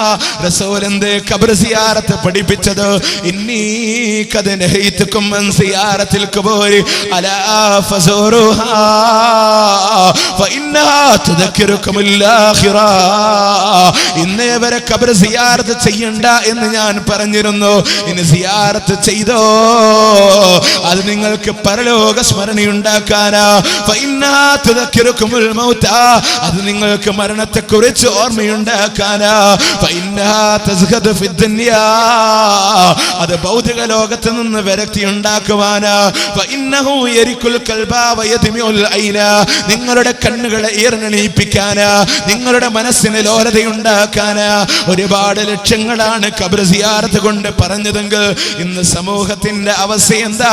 കച്ചവടം ഒന്ന് പച്ചപിടിക്കാൻ, കടഞ്ഞുപോയ വസ്തു ഒന്ന് കിട്ടാൻ, അതിനുവേണ്ടി ദർഗകളിലെ കൂരി നണ്ടിക്കൊണ്ട് അവിടെ പോയി സുജൂദ് ചെയ്യുന്ന, അവിടെ പോയി പണം മുടക്കുന്ന ഒരു അവസ്ഥയിലേക്ക് വരുമ്പോ മുജാഹിദുകൾ പറയുന്നു, സഹോദരാ, നീ ഖബർ സിയാറത്ത് ചെയ്തോ, അല്ലാഹുവിന്റെ റസൂൽ പഠിപ്പിച്ച സിയാറത്ത് ചെയ്തോ, അതല്ലാതെ ബിദ്അത്തായ ഒന്നും നീ ചെയ്യണ്ട. അവിടെ പോയി നീ സലാം പറഞ്ഞോ, അസ്സലാമു അലൈക്കും ദാര ഖൗമിൻ മുഅ്മിനീൻ വ ഇന്നാ ഇൻഷാ അല്ലാഹു ബിക്കും ലാഹിഖൂൻ. ഖബർ നിവാസികളെ, നിങ്ങൾക്ക് അല്ലാഹുവിന്റെ രക്ഷയുണ്ടാകട്ടെ. ഇൻഷാ അല്ലാഹ് ഞാനും നിങ്ങളോട് കൂടെ ചേരാറുള്ളവൻ തന്നെയാ. അഥവാ നാളെ ഞാനും മരിക്കുമെന്ന് സലാം പറഞ്ഞോ. അവിടെ പോയി ഖബറാളിക്ക് വേണ്ടി അല്ലാഹുവോട് പ്രാർത്ഥിച്ചോ. അതിന് മുജാഹിദുകൾ എതിരല്ല. പക്ഷേ അവിടെ പോയി ഇങ്ങോട്ട് ചോദിക്കുമ്പോ, അവിടെ പോയി ഇങ്ങോട്ട് തേടുമ്പോ, കളഞ്ഞു പോയ വസ്തു കിട്ടാൻ സഹായിക്കണേ, രക്ഷിക്കണേ എന്നിങ്ങനെ തേടുമ്പോ അവിടെയാ മുജാഹിദുകൾ എതിർക്കുക. ഈ കച്ചവടത്തിന് വേണ്ടി ഈ വക സംഭവങ്ങളൊക്കെ കൊണ്ടുവന്ന് ഇസ്ലാമിലുണ്ടോ സഹോദരന്മാരെ ഖബർ ഉയർത്താനുള്ള അധികാരം? ഇല്ല. റസൂൽ സല്ലല്ലാഹു അലൈഹി വസല്ലം വിരോധിച്ചു. ലഅന റസൂലുള്ളാഹി സല്ലല്ലാഹു അലൈഹി വസല്ലം, പ്രവാചകൻ സല്ലല്ലാഹു അലൈഹി വസല്ലം ശപിച്ചതല്ലേ? ലഅനല്ലാഹുൽ യഹൂദ വന്നസാറ ഇത്തഖദൂ ഖുബൂറ അംബിയാഇഹിം മസാജിദാ. ജൂത ക്രിസ്ത്യാനികളെ അല്ലാഹു തആല ശപിച്ചു. കാരണം എന്തേ? അവരുടെ നബിമാരുടെ ഖബറുകളെ അവരെ സുജൂദിന്റെ കേന്ദ്രമാക്കി മാറ്റി. ശേഷം അല്ലാഹുവിന്റെ റസൂൽ പ്രാർത്ഥിച്ചില്ലേ, അല്ലാഹുമ്മ ലാ തജഅൽ ഖബരി ഈദാ വലാ തജഅൽ ഖബരി വസ്നൻ യുഅബദ്. അല്ലാഹുവേ, എൻ്റെ ഖബറിനെ ഒരു ആഘോഷമാക്കി മാറ്റല്ല നാഥാ, ഒരു ആരാധിക്കപ്പെടുന്ന വിഗ്രഹമായി എൻ്റെ ഖബറിനെ നീ മാറ്റല്ല നാഥാ. ഷാഫി മദ്ഹബിന്റെ പണ്ഡിതന്മാര് ഫത്വ കൊടുത്തതെന്താ? വലഖദ് അഫ്താ ജമാഅത്തും മിൻ ഉലമാഇ ശാഫിഇയ്യ ലിഹദ്മി ഖുബ്ബത്തി അലാ ഖബ്രി ഇമാമന ശാഫിഇ വഇൻ ശരിഫ അലൈഹാ ഉലൂഫും മിന ദനാനീർ. ഷാഫി ഇമാമിന്റെ ഖബറിന്റെ മേലെ കുബ്ബയുണ്ടാക്കിയപ്പോ വലഖദ് അഫ്താ ജമാഅത്തും മിൻ ഉലമാഇ ശാഫിഇയ്യ, ഷാഫി മദ്ഹബിലെ പണ്ഡിതന്മാര് ഫത്വ കൊടുക്കുകയാ ലിഹദ്മി ഖുബ്ബത്തി അലാ ഖബ്രി ഇമാമന ശാഫിഇ, നമ്മുടെ ഇമാമായ ഷാഫിയുടെ ഖബറിന്റെ മേലെയുള്ള കുബ്ബകളെ പൊളിച്ച് കളയാൻ ഷാഫി ഇമാം ഫത്വ കൊടുക്കുമ്പോ ഷാഫി മദ്ഹബിലെ പണ്ഡിതന്മാര് ഫത്വ കൊടുക്കുന്നു. എത്ര തന്നെ ആയിരം വരുന്ന ദീനാറിന് അതിനു വേണ്ടി ചെലവഴിച്ചാലും വേണ്ടില്ല, അത് പൊളിച്ചു കളയണമെന്താ? റസൂൽ സല്ലല്ലാഹു അലൈഹി വസല്ലം പറഞ്ഞതെന്താ? പ്രവാചകൻ സല്ലല്ലാഹു അലൈഹി വസല്ലം നഹാ റസൂലുള്ളാഹി സല്ലല്ലാഹു അലൈഹി വസല്ലം അയ്യുദസ്സൽ ഖബറ വഅയ്യഖുദ അലൈഹി വഅയ്യബ്നാ അലൈഹി. ഖബറുകളെ ഉയർത്തുന്നതിനെയും അതിന്റെ മേലെ കുമ്മായമിടുന്നതിനെയും അതിന്റെ മേലെ ഇരിക്കുന്നതിനെയും പ്രവാചകൻ വിരോധിച്ചിട്ടുണ്ട്. ഷാഫി ഇമാം സ്വന്തം കൈപ്പട കൊണ്ട് രചിച്ച കിതാബുൽ ഉമ്മിൽ 424-ാമത്തെ പേജിലൂടെ ഷാഫി ഇമാം പറയുന്നത് എന്താ? വഉഹിബ്ബു അല്ലാ യബ്നി വലാ യദസ്സസാ. അതിന്റെ മേലെ കുമ്മായമിടാതിരിക്കലും അതിന്റെ മേലെ നിർമ്മിക്കാതിരിക്കലുമാണ് എനിക്കിഷ്ടമെന്ന് ഷാഫി ഇമാം പറയുമ്പോ, മാത്രമല്ല സവാജിർ അൻ ഇക്തിറാഫിൽ കബായിർ എന്ന ഗ്രന്ഥത്തിന്റെ 149-ാമത്തെ പേജിൽ പറഞ്ഞില്ലേ, വതജിബുൽ മുബാദറതു ലിഹദ്മിഹാ വഹദ്മിൽ ഖിബാബില്ലതി അലൽ ഖുബൂർ ഇദ് ഹിയ അദറു മിൻ മസ്ജിദിൽ ളിറാർ ലിഅന്നഹാ ഉസ്സിസത് അലാ മഅസിയത്തി റസൂലില്ലാഹി സ്വല്ലല്ലാഹു അലൈഹി വസല്ലം. ഇമാം ഇബ്നു ഹജർ തങ്ങൾ രേഖപ്പെടുത്തുകയാ, വതജിബുൽ മുബാദറതു ലിഹദ്മിഹാ, അതിനെ പൊളിക്കാൻ ധൃതി കൂട്ടൽ നിർബന്ധമാ. വഹദ്മിൽ ഖിബാബില്ലതി അലൽ ഖുബൂർ, ഖബറുകൾക്ക് മേലെ ഉണ്ടാക്കിയ കുബ്ബകളെ പൊളിച്ചു കളയാൻ. ഇദ് ഹിയ അദറു മിൻ മസ്ജിദിൽ ളിറാർ, അത് മസ്ജിദുൽ ളിറാറിനെക്കാളും അപകടമാ. ഇസ്ലാമിനെ നശിപ്പിക്കാൻ ജൂതന്മാര് പടുത്തുണ്ടാക്കിയ മസ്ജിദുൽ ളിറാറിനെക്കാളും വേഗത്തിൽ പൊളിച്ചു കളയേണ്ടത് ഖബറിന്റെ മേലെയുള്ള കുബ്ബകളാണെന്ന് ഫത്വ കൊടുക്കുമ്പോ ആരായി ഖബറുകളെ ഉയർത്തി വെക്കാനുള്ള അധികാരം നൽകിയത്? ആരാ അവിടെ നിലവിളക്കുകൾ നിങ്ങൾക്ക് സ്ഥാപിച്ചു വെക്കാനുള്ള അധികാരം നൽകിയത്? ഷാഫി മദ്ഹബിന്റെ പണ്ഡിതന്മാര് പറയട്ടെ. ഇമാം ഇബ്നു ഹജർ തങ്ങൾ തന്നെ സവാജിറിന്റെ 149-ാമത്തെ പേജ് തന്നെ രേഖപ്പെടുത്തിയില്ലേ, വതജിബു ഇസാലത്തു കുല്ലു കിന്ദീലിൻ ഔ സിറാജിൻ അലാ ഖബറിൻ വലാ യസിഖു വഖഫുഹു വനദറുഹു. വതജിബു നിർബന്ധമാ ഇസാലത്തു കുല്ലു കിന്ദീലിൻ ഔ സിറാജിൻ, മുഴുവൻ വിളക്കുകളും നിലവിളക്കുകളും നീക്കം ചെയ്യൽ നിർബന്ധമാണ്. അലാ ഖബറിൻ, ഖബറിന്റെ മേലെയുള്ള വലാ യസിഖു വഖഫുഹു വനദറുഹു, അതിനെ നേർച്ച ചെയ്യലോ അതിനെ വഖഫ് ചെയ്യലോ സ്വഹീഹാവുകയില്ല. ഇത് ഹൈന്ദവ ആചാരമല്ല സഹോദരന്മാരെ. വമയ്യുശാഖിഖിർ റസൂല മിൻ ബഅദി മാ തബയ്യന ലഹുൽ ഹുദാ വയത്തബി ഗൈറ സബീലിൽ മുഅ്മിനീൻ. റസൂൽ ഒരു കാര്യം പഠിപ്പിച്ചിട്ട് അതിനെ വിട്ടുകൊണ്ട് റസൂലല്ലാത്ത സത്യവിശ്വാസികളുടേതല്ലാത്ത പാതയെ നിങ്ങൾ പിന്തുടരുന്നുണ്ടോ? നുവല്ലിഹി മാതവല്ല, അവൻ തിരിഞ്ഞയിടത്ത് കല്ലവനെ തിരിച്ചുവിടുന്നതാ. വനുസ്ലിഹി ജഹന്നം, ജഹന്നം എന്ന് പറയുന്ന നരകത്തിൽ അവനെ നാം തിരികെ കയറ്റും. വസാഅത്ത് മസീറാ, എത്രയോ മോശപ്പെട്ട മടക്കമാണെന്ന് 4-ാം അധ്യായത്തിന്റെ 116-ാമത്തെ ആയത്തിലൂടെ അള്ളാഹു ചോദിക്കുമ്പോ റസൂലിന്റെ പാത വിട്ടുകൊണ്ട് ഹൈന്ദവ സംസ്കാരമായ നിലവിളക്ക് കൊണ്ടുവന്ന് വെച്ചാൽ നാട്ടിലുള്ള സാധാരണ മുസ്ലിയാക്കന്മാര് പറയും അത് വെളിച്ചത്തിന് വേണ്ടിയിട്ടാ. എങ്കിൽ ഞങ്ങൾ ചോദിക്കട്ടെ സഹോദരന്മാരെ, ആധുനിക നാഗരിക പുരോഗമനങ്ങൾ കൈവരിച്ച കാലഘട്ടത്തിൽ ഇത്രയും വലിയ ലൈറ്റ് അറേഞ്ച്മെന്റുകൾ ഉണ്ടായിട്ടും എന്തിനാ നിലവിളക്ക് വെച്ചത്? അതിൽ വെച്ച് വെളിച്ചെണ്ണ കുടിപ്പിക്കുന്നത് എന്തിനാ? അതിന് വെച്ച് തിരി തെളിയിപ്പിക്കുന്നത് എന്തിനാ? നിങ്ങൾക്കറിയോ, സുന്നി വോയിസിൽ 1986 ഇറങ്ങിയ നവംബർ മാസം ഇറങ്ങിയ സുന്നി വോയിസിൽ പറയാ, മഹാന്മാരുടെ മക്ബറയിൽ വിളക്ക് കത്തിക്കുന്നത് വെളിച്ചത്തിന് വേണ്ടിയിട്ടല്ല, മറിച്ചോ മഹാന്മാരോടുള്ള ആദരവ് കൂടി അതിന്റെ പിന്നിലുണ്ട്. അതുകൊണ്ടാണ് വൈദ്യുതി വെളിച്ചം ഉള്ളപ്പോഴും വിളക്ക് കത്തിക്കുന്നത്. അത് അനുവദനീയമാണെന്ന് മാത്രമല്ല പുണ്യകരം കൂടിയാ. നിങ്ങൾ ആലോചിച്ച് നോക്കി, അനുവദനീയമാണെന്ന് മാത്രമല്ല പുണ്യകരമുണ്ടെന്ന് ആരാ നിലവിളക്ക് പഠിപ്പിച്ചത്? ഒരു സമയത്ത് പറയും അത് ബഹുദൈവ ആരാധനയാ, മറുസമയത്ത് അതിനെ മതത്തിലേക്ക് കൊണ്ടുവരാൻ ആരാ ഇതിനെ കൊണ്ടുവന്നത്? ഈ നിലക്ക് മക്ബറകളെ ഉയർത്തി വെച്ച് നിലവിളക്ക് വെച്ചത് എന്തിനാ? വെറുതെ ഇല്ല. പുത്തമ്പള്ളി ദർഗാ ഷരീഫ് നിങ്ങൾ ഒരു പുതിയ വണ്ടി എടുത്ത് ചെന്ന് നോക്കി, വണ്ടി ജാറം മൂടുന്ന ഏർപ്പാടുണ്ട്. ഒരു വീലിന് 50 രൂപ, 4 വീലിനോ 200 രൂപ, ജാറം മൂടുന്ന ആൾക്കോ 100 രൂപ, ആകെ മൊത്തം ടോട്ടൽ 300 രൂപ. അല്ലേ, നിങ്ങൾ ആലോചിച്ച് നോക്കണം.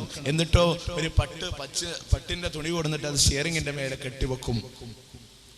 അയിലക്കാട് മക്കാമിലെ പെട്ടി, നിലവിളക്കും വലിയ പെട്ടി, പെട്ടിയുടെ മേലെ എഴുതി വെച്ചേക്ക ഹത്തം 400 രൂപ, ഹാഫത്തം 200 രൂപ, യാസീനം 50 രൂപ. നമ്മൾ സാധാരണ ഹോട്ടലിൽ കയറിയാൽ മെനു കാണുന്ന പോലെ ചില്ലി ഇത്ര രൂപ, ഹാഫ് ചില്ലി ഇത്ര രൂപ എന്ന പോലെ ആരെ ഇതിനെ പഠിപ്പിച്ച് വെച്ച് പിന്നെ ഇതിൻ്റെ ഉള്ളിലുള്ള ആളുകൾ ആരാ? അല്ലേ, അങ്ങ് തിരുവനന്തപുരത്ത് നാഗർകോവിൽ മുതൽ ഇങ്ങ് കാസർഗോഡ്, അല്ലേ ഇനിയും കാസർഗോഡ് മംഗലാപുരം വരെയുള്ള പ്രദേശങ്ങൾ നിങ്ങൾ പരിശോധിച്ച് നോക്കിക്കോ, എന്താ ഈ ഖബറിൻ്റെ ഉള്ളിലുള്ളത് എന്ന് പോലും അറിയപ്പെടാത്ത അവസ്ഥയിലാണ്. അല്ലേ, ഇതിൻ്റെ ഉള്ളിൽ എന്താ ഉള്ളതെന്ന് പോലും അറിയപ്പെടാത്ത ഒരുപാട് അവസ്ഥകളുണ്ട്. നമ്മൾ വെറുതെ പറയുന്നില്ല. എന്തെങ്കിലും ഒരു കറാമത്ത് കണ്ടാൽ, ഇപ്പൊ നമ്മുടെ ഹുസൈൻ സലഫിയുടെ നാട്ടിലുണ്ട് പുലാമന്തോള് ഒരു മുഹമ്മദ് കോയ വലിയ, അല്ലേ, അവിടെ കുത്രാത്തീബൊക്കെ സ്പെഷ്യൽ നടക്കുന്നുണ്ട്. മൗലാന യാ മൗലാന കോയ പാപ്പ വലിയുള്ള, മൗലാന യാ മൗലാന മുഹമ്മദ് കോയ വലിയുള്ള. പുള്ളീനൊക്കെ വിളിച്ചിട്ടപ്പോ കുത്തന ആധുനിക മോഡലാ. തീർന്നില്ല, അവിടെ കറാമത്ത് എന്തെന്നറിയോ? പുള്ളിയുടെ കറാമത്താണ് ഒരു മരം കണ്ട് മുറിക്കണ്ടെന്ന് പറഞ്ഞിട്ടുള്ളതാ. ഇന്നാലിന്ന മരത്തിലെ നോക്കി വെട്ടാൻ പാടില്ലെന്ന് മതോതി, കാലശേഷം കൊടിമരത്തിൻ തൂണാണേ, പുലാമന്തോള നാട്ടിനൊളിവായി വിളങ്ങിടും ശൈഖുന ഉസ്താദോർ മുഹമ്മദ് കോയ തങ്ങൾ കേറ്റം റഹ്മത്തേഗ് പെരിയോനെ. ഒരു മരം കണ്ടിട്ട് പറയുന്നത് മുറിക്കണ്ട. പിന്നെന്തായി? അതിനെ ഇന്ന് കൊടിമരായിട്ട് ഉപയോഗിക്കുന്നുണ്ട്. ഈ നിലക്ക് തമിഴ്നാട്ടിൽ നിന്ന് വരുന്ന അണ്ണന്മാരെ മൊത്തം വലിയാക്കേണ്ട സഹോദരന്മാരെ. ഇങ്ങനെ എത്രമാത്രം സംഭവങ്ങളാ. ഊരും പേരറിയാത്തതും ജനിച്ചത് എവിടെയെന്ന് അറിയാത്തതും ഭ്രാന്തന്മാരും. തമിഴ്നാട്ടിൽ വന്ന ദാമോദരൻ അയ്യപ്പൻ എന്ന കുപ്പുസ്വാമി ഉൾപ്പെടെ, ഓച്ചിറയിൽ മറമാടിയത് ഉൾപ്പെടെ, വേങ്ങര കോയപ്പാപ്പ മുതൽ CM മടവൂര് വരെയുള്ള ബുദ്ധിയില്ലാതിരുന്ന ആളുകളെ പോലും നമ്മൾ ഔലിയാക്കളെ കുറ്റം പറയില്ല, ഔലിയാക്കളൊക്കെ. പക്ഷേ ഇത്തരം ആളുകളെ കൊണ്ടുവന്ന ഔലിയാക്കളാണെന്ന് വ്യാജേന കൊടുത്തുകൊണ്ട് അല്ലാഹുവിന്റെ ഔലിയാക്കളാരാ? ഖുർആന്റെ 18-ാം അധ്യായത്തിന്റെ 14-ാമത്തെ ആയത്തിൽ അല്ലാഹു പറഞ്ഞില്ലടോ, വറബത്തിനാ അലാ ഖുലൂബിഹിം ഇദ് ഖാമു ഫഖാലു റബ്ബനാ റബ്ബുസ് സമാവാതി വൽ അർദ് ലൻ നദഉ മിൻ ദൂനിഹി ഇലാഹ ലഖദ് ഖുൽനാ ഇദൻ ശതത. അല്ലാഹു അല്ലാത്തവരോട് പ്രാർത്ഥിക്കില്ല എന്ന് പ്രഖ്യാപിക്കുന്നവരാ അല്ലാഹുവിന്റെ ഔലിയാക്കൾ. അത് ഖുർആൻ പറഞ്ഞതാ. ഇന്ന് നിസ്കരിക്കാത്തവനും വലിയ, നിസ്കരിക്കാത്തവര് വലിയ, കൈ കാണിച്ചു കൊടുത്ത് കയ്യിൽ TV കണ്ടു ഹറമിൽ നിസ്കരിക്കുന്നത്. അല്ലേ,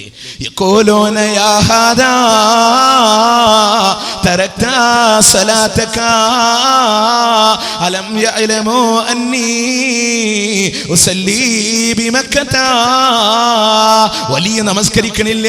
ആളുകൾ മുഴുവനും പറയുന്നു എന്തേ ഈ വലിയ നമസ്കരിക്കാത്തത്? എന്നാൽ ഈ വിഡ്ഢികൾ അറിയുന്നില്ലേ ഇവൻ മക്കയിലാണ് നമസ്കരിച്ചത് എന്ന്? നമുക്ക് പറയാൻ എത്രയേ ഉള്ളൂ. ആ വലിയ അതിരാവിലെ തെങ്ങിന്റെ മേലെ വരിഞ്ഞു മുറുക്കി കെട്ടിയാൽ ഉച്ചാകുമ്പോ വലിയ പറയും വിശക്കണോ. അപ്പൊ എന്ത് പറയാ? അത് മക്കത്തെ വലിയ ഭക്ഷണം കഴിച്ചോട്ടെ, മുക്കത്തെ വലിയ ഇവിടെ കിടന്നാ മതിയും. അല്ലേ, എങ്ങനെ ഉണ്ടാവും? അല്ലേ, എന്ത് ഈ ഭക്ഷണ കാര്യത്തിൽ നാപ്പത് ശരീരമില്ലാത്ത? നിങ്ങൾ ചിന്തിക്ക്, ഹബീബായ റസൂലുള്ളാഹി സ്വല്ലല്ലാഹു അലൈഹി വസല്ലമ മനുഷ്യരിൽ ശ്രേഷ്ഠവരായ പ്രവാചകന്മാരിൽ ശ്രേഷ്ഠരായ മുർസലുകളിൽ ശ്രേഷ്ഠരായ ഉലുൽ അസ്മകളിൽപ്പെട്ട ഒന്നാമത്തെ പ്രവാചകൻ മുഹമ്മദ് മുസ്തഫ സല്ലല്ലാഹു അലൈഹി വസല്ലമ ആയിഷ ബീവിയുടെ മടിത്തട്ടിൽ തലവെച്ച് കിടക്കുന്ന റസൂൽ സല്ലല്ലാഹു അലൈഹി വസല്ലമ ചോദിക്കുന്നു, ആയിഷ അവര് നമസ്കരിച്ചോ? ആയിഷ പ്രവാചകന്റെ അവസാനത്തെ നിമിഷങ്ങളാ. അവിടുന്ന് ആയിഷ ബീവി പറയുന്നു, ഇല്ല നബിയെ, അവരോട് നമസ്കരിക്കാനായി കൽപ്പിച്ചാലും അള്ളാന്റെ റസൂലിന്റെ ബോധം നഷ്ടപ്പെടുകയാ. അല്പനേരം കഴിഞ്ഞ് ബോധം വന്ന റസൂൽ വീണ്ടും ചോദിക്കുന്നു, ആയിഷ അവര് നമസ്കരിച്ചോ? ആയിഷ ഇല്ല നബിയെ എന്ന് പറയുമ്പോ അബൂബക്കറിനോട് ഇമാമ നിൽക്കാൻ കൽപ്പിച്ചാലും അള്ളാന്റെ റസൂല് പ്രവാചകൻ സല്ലല്ലാഹു അലൈഹി വസല്ലമയുടെ ബോധം നഷ്ടപ്പെടുന്നു. മൂന്നാമതും ബോധം വന്ന റസൂല് ചോദിക്കുന്നു, ആയിഷ അവര് നമസ്കരിച്ചോ? ആയിഷ ഇല്ല നബിയെ എന്ന് പറയുമ്പോ രണ്ട് സഹാബാക്കളുടെ ഷോൾഡറിൽ കൈവച്ചുകൊണ്ട് നടക്കാൻ കഴിയാതെ കാലുകൾ വലിച്ചിഴച്ചുകൊണ്ട് മദീനത്തെ പള്ളിയിൽ പ്രവാചകൻ നമസ്കരിക്കുമ്പോ റസൂലിനെ കൊണ്ടുപോയിടത്ത് രണ്ട് കരാലുകൾ അവിടെ കാണാമായിരുന്നു എന്ന് സഹാബാക്കള് പറയുമ്പോ ആ റസൂല് പോലും പറഞ്ഞില്ലടോ എന്റെ മക്കത്തെ ശരീരം നമസ്കരിക്കുമെന്ന്. അത് ലോകത്തിന്റെ മുത്ത് നേതാവ് ഖൈറുൽ വറാ അഷ്റഫുൽ ഖൽഖ് മുഹമ്മദ് മുസ്തഫ സല്ലല്ലാഹു അലൈഹി വസല്ലമയാ. എന്നാൽ ഒരു പേരും അറിയാത്തവനെ കൊണ്ടുവന്ന് പാട്ട് പാടുന്നത് കറാമത്താണെന്ന് പറഞ്ഞിട്ട് ഇന്ന് അതും കറാമത്താ അല്ലേ? പാട്ട് പാടുന്നത്, പാട്ട് എഴുതാൻ കഴിയുന്നുണ്ട്, നിമിഷകവിയാണ് അല്ലേ? ഇങ്ങനൊക്കെ ഒരു കറാമത്ത് ആർക്കുണ്ടാവുക എന്നുള്ള നിങ്ങൾ ആലോചിച്ച് നോക്കണം. ഈ സംഭവങ്ങൾ ഇവിടെ തന്നെ വിശദീകരിക്കുന്നതായിട്ട് നിങ്ങൾക്ക് കാണാൻ സാധിക്കും. കണിയാപുരം മസ്താനിന്റെ കറാമത്ത് പറയാം. പുള്ളീനെ മസ്താനായിട്ട് ഇവർ അംഗീകരിക്കാനുള്ള കാരണം എന്താ? പുള്ളിക്ക് നിമിഷകവിയാണ്, പെട്ടെന്ന് പാട്ട് എഴുതാനുള്ള കവിയുണ്ട്. ഇൻഷാ അല്ലാഹ് ഇത് കഴിഞ്ഞിട്ട് അതിന്റെ ബാക്കി നമ്മൾ പറയാം. ആദ്യം അദ്ദേഹം ആ കറാമത്ത് പറയുന്നത് നിങ്ങളൊന്ന് കേൾക്കാം. അബ്ദുർ റസാഖ് മസ്താൻ. മസ്താന്മാര് മലബാറിൽ കുറെ കഴിഞ്ഞിട്ടുണ്ട്. അബ്ദുർ റസാഖ് മസ്താൻ എന്തൊക്കെയാണ് റസൂലുള്ളാഹിനെ പറ്റി പാടിയത്? നിമിഷകവിയാണ്. എന്തൊക്കെയാണ് പാടിയത്? ഹജി അബ്ദുർ റസാഖിൻ വാക്കി കേള ജമാനി മുവട്ട് തട്ടും അങ്ങനെയാണ്. ലാമു മീം നൂൻ മുവട്ട് തട്ടും അങ്ങനെയാണ്. മൂവഞ്ചറിഞ്ഞ് തഞ്ചലാകിലും അഭിമാനി യാ ശൈഖ് മുഹയ്യിദ്ദീൻ അബ്ദുൽ ഖാദിർ ജീലാനി അസ്റാർ റബ്ബാനി അസ്റാർ റബ്ബാനി അഞ്ചക്ഷരത്തിൽ ഉച്ചരിച്ച രക്ഷശിക്ഷയെ ആർക്കുണ്ടാക്കാൻ കഴിയും ഇങ്ങനൊക്കെ? എന്നിട്ടല്ലേ വഹാബികള് തൊള്ളോൾക്കേണ്ടി വരും. അല്ല, ഈ ഇങ്ങനൊക്കെ ഒരു മലയാള പാട്ടുകളെ പാടിയത്. അറബി വേറെ. അബ്ദുർ റസാഖ് മസ്താൻ വലിയ ആശിക്കാ. എന്തൊക്കെ പാട്ടുകൾ പാടിയിട്ടുണ്ട്. വലിയ മഹാനാണ്, എത്ര കറാമത്തുള്ളവരാണ്. ആശിഖുർ റസൂലായിരുന്നു. പടച്ചോനെ, ഞാൻ ആലോചിച്ചു പോയി, ഈ പയന്മാരുടെ കയ്യിലെങ്ങാനും ഇമ്രോയിൽ കൈസിന് കിട്ടിയാൽ ഏറ്റവും വലിയ മസ്താനാക്കൂല്ലേ? കാരണം അറബി ഭാഷയിൽ നല്ല സാഹിത്യം എന്നവരെ വെല്ലാൻ ഒരാൾ കടന്നു വന്നിട്ടില്ല അല്ലേ? നിങ്ങൾ ആലോചിച്ച് നോക്കി, എത്രമാത്രം വലിയ അബദ്ധങ്ങളാ. മീമെട്ട് തട്ട് ലാമ് നട്ട് മീമിനിൽ നിന്ന് അവിടെയാണ് മൂപ്പരെന്ന് വരി പോയിട്ടുള്ളത് അല്ലേ? അപ്പൊ ഇതാണ് മൂപ്പര് സംഭവം വലിയ കാര്യമാക്കിയിട്ട് എടുത്ത് കാണിക്കുന്നത്. ഇത്ര വലിയ ആശിക്കാണ് അവര്. എന്തൊക്കെ കറാമത്താ പറഞ്ഞുണ്ടാക്കുന്ന അറിയോ? നിങ്ങൾക്കറിയാലോ, ഭയങ്കര കോയപ്പാപ്പ മഴയില്ലാണ്ട് ആളുകൾ ചെന്നു, ഉടുതൊണ്ടി പൊക്കി മൂത്രിച്ചു, അതാ വരുന്നു തകർപ്പൻ മഴ. ഇതൊക്കെ ശുദ്ധ മലയാളത്തിൽ കറാമത്ത് എഴുതി വെച്ചതാ. അദ്ദേഹം രണ്ട് സാധിക്കാതെ ഭാഗ്യം, ഇല്ലെങ്കിൽ ആലിപ്പഴം പെയ്തിരുന്നേനെ. ഈ നിലക്കൊക്കെ കള്ളക്കറാമത്ത് പുലമ്പി വെച്ചിട്ട് ഇതൊക്കെ എഴുതി പിടിപ്പിച്ചിട്ട് ജനങ്ങളെ കൊണ്ട് ചെയ്യിപ്പിക്കുമ്പോ അവിടെയാണ് നമ്മൾ മനസ്സിലാക്കേണ്ടത്. ഇത് മസ്താന്റെ കറാമത്താണെങ്കിൽ മറ്റേ മസ്താന് പെണ്ണ് കെട്ടാനാണ് പൂതി. അങ്ങനെയുണ്ട് മസ്താന്, പെണ്ണ് കെട്ടാൻ പൂതി മസ്താൻ. ഞാൻ പറഞ്ഞൊന്നല്ല, മുള്ളൂർക്കര മുഹമ്മദ് അലി സക്കാഫി പറഞ്ഞതാ. ഇത് ഇതിന്റെ കൂടെ ചേർത്ത് വെക്കാനുള്ളത് കൊണ്ട് ഞാൻ പറയാ. ഇതിങ്ങനെ മസ്താന്മാരെ കറാമത്തുകളായി പണത്തിന് വേണ്ടി എന്തൊക്കെ ജനങ്ങളോട് പഠിപ്പിച്ചു. പാതിരാവാദുകളിൽ പറയുന്നത് ചത്ത നായിന്റെ ഭക്ഷണം, അവിടെ നിന്ന് ആക്സിഡന്റ് കഴിഞ്ഞ നായയുടെ ഭക്ഷണം എടുത്ത് കഴിക്കും, അത് പഴച്ചക്കനേക്കാളും ടേസ്റ്റ് ഉണ്ടായിരിക്കും എന്നൊക്കെ പറഞ്ഞുകൊണ്ട് ജനങ്ങളെ വഞ്ചിച്ചു പോയിരുന്ന ഈ സമൂഹം കറാമത്തിന്റെ പേരിൽ ഇപ്പൊ പാട്ടൊരു കറാമത്താണെങ്കിൽ ഇനി പെണ്ണ് കെട്ടാൻ മസ്താൻ ഔലിയാനെ കുറിച്ചിട്ട് മുള്ളൂർക്കര മുഹമ്മദ് അലി സക്കാഫി ലേലത്തിന്റെ മഹാനവർകൾ തന്നെ പറയട്ടെ. അതുകൂടെ നിങ്ങൾ കേൾക്കാം. മലപ്പുറം ജില്ലയിലെ പുത്തനത്താണിയിൽ ഒരു മഹാനായ വലിയ ജീവിച്ചിരുന്നു. അദ്ദേഹത്തിന്റെ പേര് ജനങ്ങൾ ഇട്ടിരുന്നത് പെണ്ണ് കെട്ടാൻ പൂതി മസ്താൻ എന്നാണ്. പെണ്ണ് കെട്ടാൻ പൂതി മസ്താൻ, വലിയുള്ളാഹി പെണ്ണ് കെട്ടാൻ പൂതി എന്നാണ്. ഇപ്പോൾ അങ്ങനെ തന്നെ അദ്ദേഹത്തിന്റെ മീതാങ്കല്ലിന്റെ മുകളിൽ എഴുതി വെച്ചിരിക്കുന്നത് പെണ്ണ് കെട്ടാൻ പൂതി ഉപ്പാപ്പ, മരണം ജനനം എത്ര എത്ര എത്ര. അദ്ദേഹത്തിന് ഈ പെണ്ണ് കെട്ടാൻ പൂതി എന്ന് പേരിടാനുള്ള കാരണം, അദ്ദേഹം നേരം വെളുത്തൊരു വടിയെടുത്ത് പുറത്തിറങ്ങിയ ലാ ഇലാഹ ഇല്ലല്ലാഹ് എന്നല്ല ചെല്ലുന്നത്. നേരെ പോകുമ്പോ പറയുന്നത് പെണ്ണ് കെട്ടാൻ പൂതി, കാശില്ലാത്ത കേട്. പെണ്ണ് കെട്ടാൻ പൂതി, കാശില്ലാത്ത കേട്. വല്ലാത്തൊരു പൂതിയാണല്ലോ അല്ലേ. അപ്പോ നിങ്ങൾ ആലോചിക്കുക സഹോദരന്മാരെ, ചിന്തിക്കണം നിങ്ങൾ. ഇതൊക്കെയാ വലിയ കറാമത്തായി കൊണ്ടുനടക്കുന്നത്. ദിക്റൊന്നും ചെല്ലില്ല. പെണ്ണ് കെട്ടാൻ പൂതി, കാശില്ലാത്ത കേട്, ഇതാ മൂപ്പരുടെ ദിക്ർ അല്ലേ. അപ്പൊ ഇങ്ങനെയുള്ള ഓരോ സംഭവങ്ങൾ നമ്മൾ ഇത് ഉദ്ധരിക്കുന്നത് വെച്ചാൽ ഇവരാരും കൊച്ചാക്കാൻ വേണ്ടി പറയല്ല അല്ലേ. ഇദ്ദേഹത്തിനെ കുറിച്ച് നമുക്ക് പറയാനാണെങ്കിൽ ഒരുപാട് പറയാണ്ടായിരിക്കും. ഈ പറയുന്ന കക്ഷികളും ഒക്കെ എന്തിനാ ജനങ്ങളോട് പറയുന്നത്? ഈ മുള്ളൂർക്കര മുഹമ്മദ് അലി സഖാഫി പ്രസംഗിക്കുന്നിടത്ത് കമ്മീഷൻ പറയാതെ പ്രസംഗിക്കില്ല. അദ്ദേഹം ലേലം ചെയ്യാൻ എടുക്കര സ്ത്രീകളുടെ ആഭരണങ്ങൾ ഊരി വാങ്ങും. എന്നിട്ടോ ആ മേടിച്ചു കൊടുക്കുന്നതിന് കമ്മീഷൻ കണക്ക് പറഞ്ഞ് മേടിക്കുന്ന മനുഷ്യനാ. വെറുതെ പറയില്ല, തെളിവുണ്ട്, പ്രൂഫുണ്ട്. അതിന്റെ അടിസ്ഥാനത്തിലെ നമ്മൾ പറയുന്നുള്ളൂ. വെറുതെ വിടുവായിത്തം വിട്ടുകൊണ്ട് ഞങ്ങൾ നിങ്ങളുടെ മുന്നിൽ നിന്ന് പോകില്ല. ഞാൻ പറയണ്ട, നിങ്ങൾക്കിടയിലുള്ള സമസ്തക്കാർക്കിടയിലുള്ള സുന്നികളോട് നിങ്ങൾ ചോദിച്ചു നോക്ക് ഈ മനുഷ്യന്റെ നിലവാരം എന്താന്ന്. അവര് തന്നെ തുറന്ന് പറയും. പ്രസംഗിക്കുന്നതിന് മുമ്പ് ഫുഡിന്റെ മെനു അടക്കം പറയുന്ന ഒരു പ്രാസംഗികനെ നിങ്ങൾക്ക് കാണണമെങ്കിൽ അദ്ദേഹത്തെ വ്യക്തിപരമായി തേജോവധം ചെയ്യാനില്ല. സാമ്പത്തികവും ഭക്ഷണത്തിനും വേണ്ടി ദീനിനെ വളച്ചൊടിക്കാൻ യാതൊരു മടിയുമില്ലാത്ത ആളുകൾ എന്റെ സഹോദരന്മാർ ആലോചിക്കണം. ഇങ്ങനെ ഇല്ലാത്ത കറാമത്തിന്റെ പേര് പറഞ്ഞുകൊണ്ട് ജനങ്ങളെ അങ്ങോട്ട് നയിച്ചു കൊണ്ടുപോകുമ്പോ ഇതെന്തിനാ ജനങ്ങളെ കൊണ്ടുപോകുന്നത്? അത് സാമ്പത്തികമായ നേട്ടത്തിന് വേണ്ടി തന്നെയാ. അത് സാമ്പത്തികമായ മേൽക്കോയ്മകൾക്ക് വേണ്ടിയിട്ടാ. അവിടെ കൊണ്ടുപോയി ജനങ്ങളെ കൊണ്ട് സത്യം ചെയ്യിപ്പിക്കുന്ന അവിടേക്ക് വേണ്ടി സ്ത്രീകളെ നയിച്ചു കൊണ്ടുപോകുമ്പോ ഉദാഹൃതകളായ ആളുകൾ പറയും, സഹോദര, പെങ്ങളുടെ പെങ്ങന്മാരെ സഹോദരിമാരെ ജാറത്തിലേക്ക് ഒരു ദണ്ഡിക്കാരല്ല. ഹബീബായ റസൂല് പഠിപ്പിച്ചത് എന്താ? ഇത്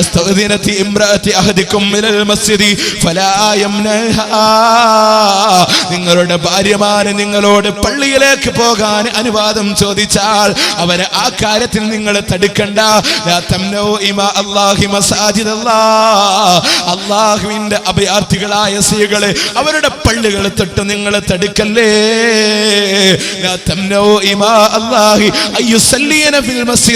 അവർക്ക് പള്ളികളിൽ നമസ്കരിക്കുന്നതിൽ നിന്ന് നിങ്ങൾ തടയാൻ പാടില്ല. സ്ത്രീകൾക്ക് പള്ളികളിൽ നിന്നുള്ള ഓഹരികളെ നിങ്ങൾ തടയാൻ പാടില്ല. ഇത് എത്രമാത്രം രേഖകളുണ്ട് സഹോദരന്മാരെ. കിതാബുൽ ഉമ്മിന്റെ 1-ാം വാള്യം ഷാഫി ഇമാം രേഖപ്പെടുത്തിയതല്ലേ. 1-ാം വാള്യത്തിന്റെ 289-ാമത്തെ പേജ്. അതേ അധ്യായത്തിലെ തന്നെ 132, 133 പേജുകൾ. അതുപോലെ 206 ഈ പേജുകളിലൊക്കെ ഷാഫി ഇമാം ഉദ്ധരിച്ചതാ. അതിൽ 133-ാമത്തെ പേജിൽ അദ്ദേഹം എന്താ പറഞ്ഞത്? കുന്ന നിസാഉൽ മുഅ്മിനാതി യുസല്ലീന മഅൻ നബി സല്ലല്ലാഹു അലൈഹി വസല്ലം വഹുന്ന മുതനഫിആതിൻ ബിമുറൂതിഹിന്ന സുമ്മ യർജീന ഇലാ അഹ്ലിഹിന്ന മാ യുഅറഫന അഹദിൻ മിനൽ ഉലസ. പ്രവാചകന്റെ കൂടെ നിസ്കരിക്കാൻ പോലും പ്രവാചകന്റെ ഭാര്യമാര് പള്ളിയിലേക്ക് വരാറുണ്ടായിരുന്നു. ഇത് ഷാഫി ഇമാം പോലും പഠിപ്പിച്ചതാ.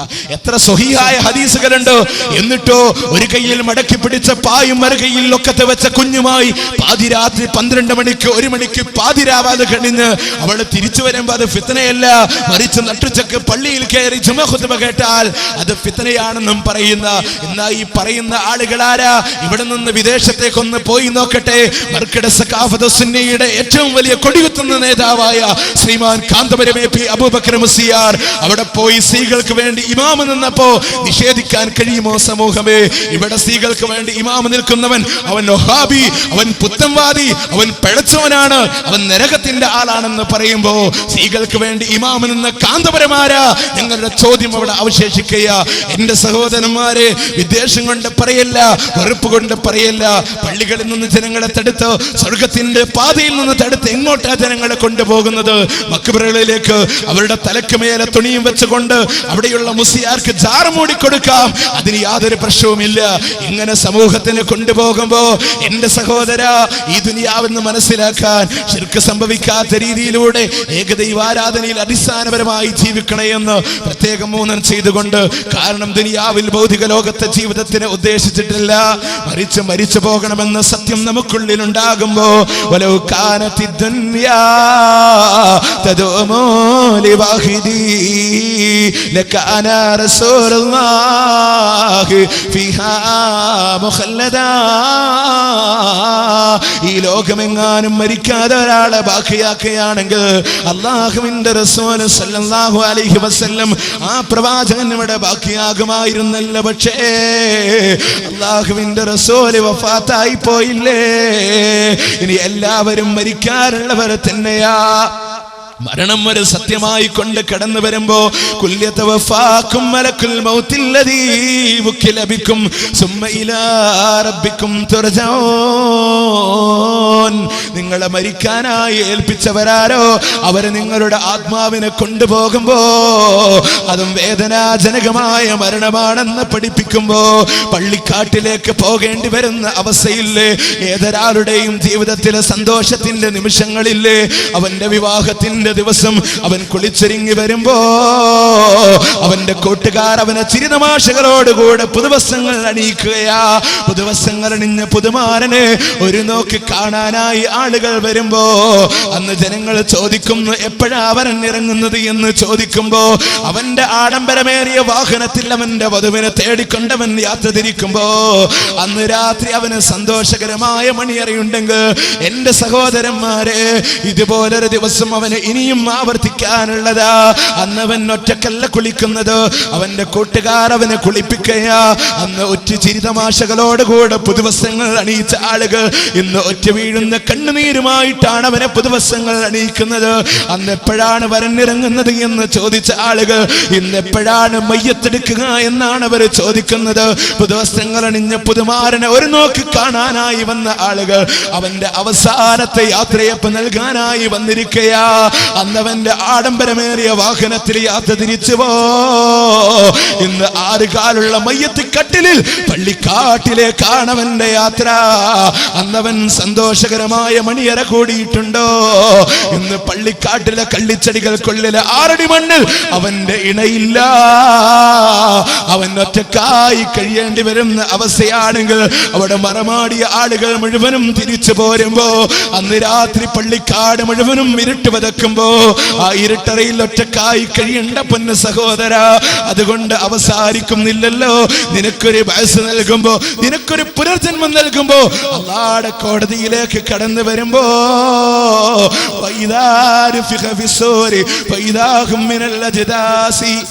അവരുടെ ശവകുടീരങ്ങളിൽ നിന്ന് അവർ ധൃതിപ്പെട്ടുകൊണ്ട് വരുമ്പോ ആ മനുഷ്യർ പറയുന്നു, യാ വൈലനാ, ഞങ്ങളുടെ നാശമേ, ആരാ ഞങ്ങളെ ഉറക്കിൽ നിന്ന് ഉണർത്തിയത്? ഇത് പരമകാരുണികൻ കരാറ് ചെയ്തതാണ്. അവന്റെ ദൈവദൂതന്മാരെ സത്യപ്പെടുത്തിയതാണെന്ന് പറയുമ്പോ യാസീനിന്റെ 51, 52 ആയത്തുകളല്ലേ എന്റെ സഹോദരന്മാരെ പരലോകത്തേക്ക് കടന്നു വരുമ്പോ അത്ഭുതകരമായ രോഗമാ.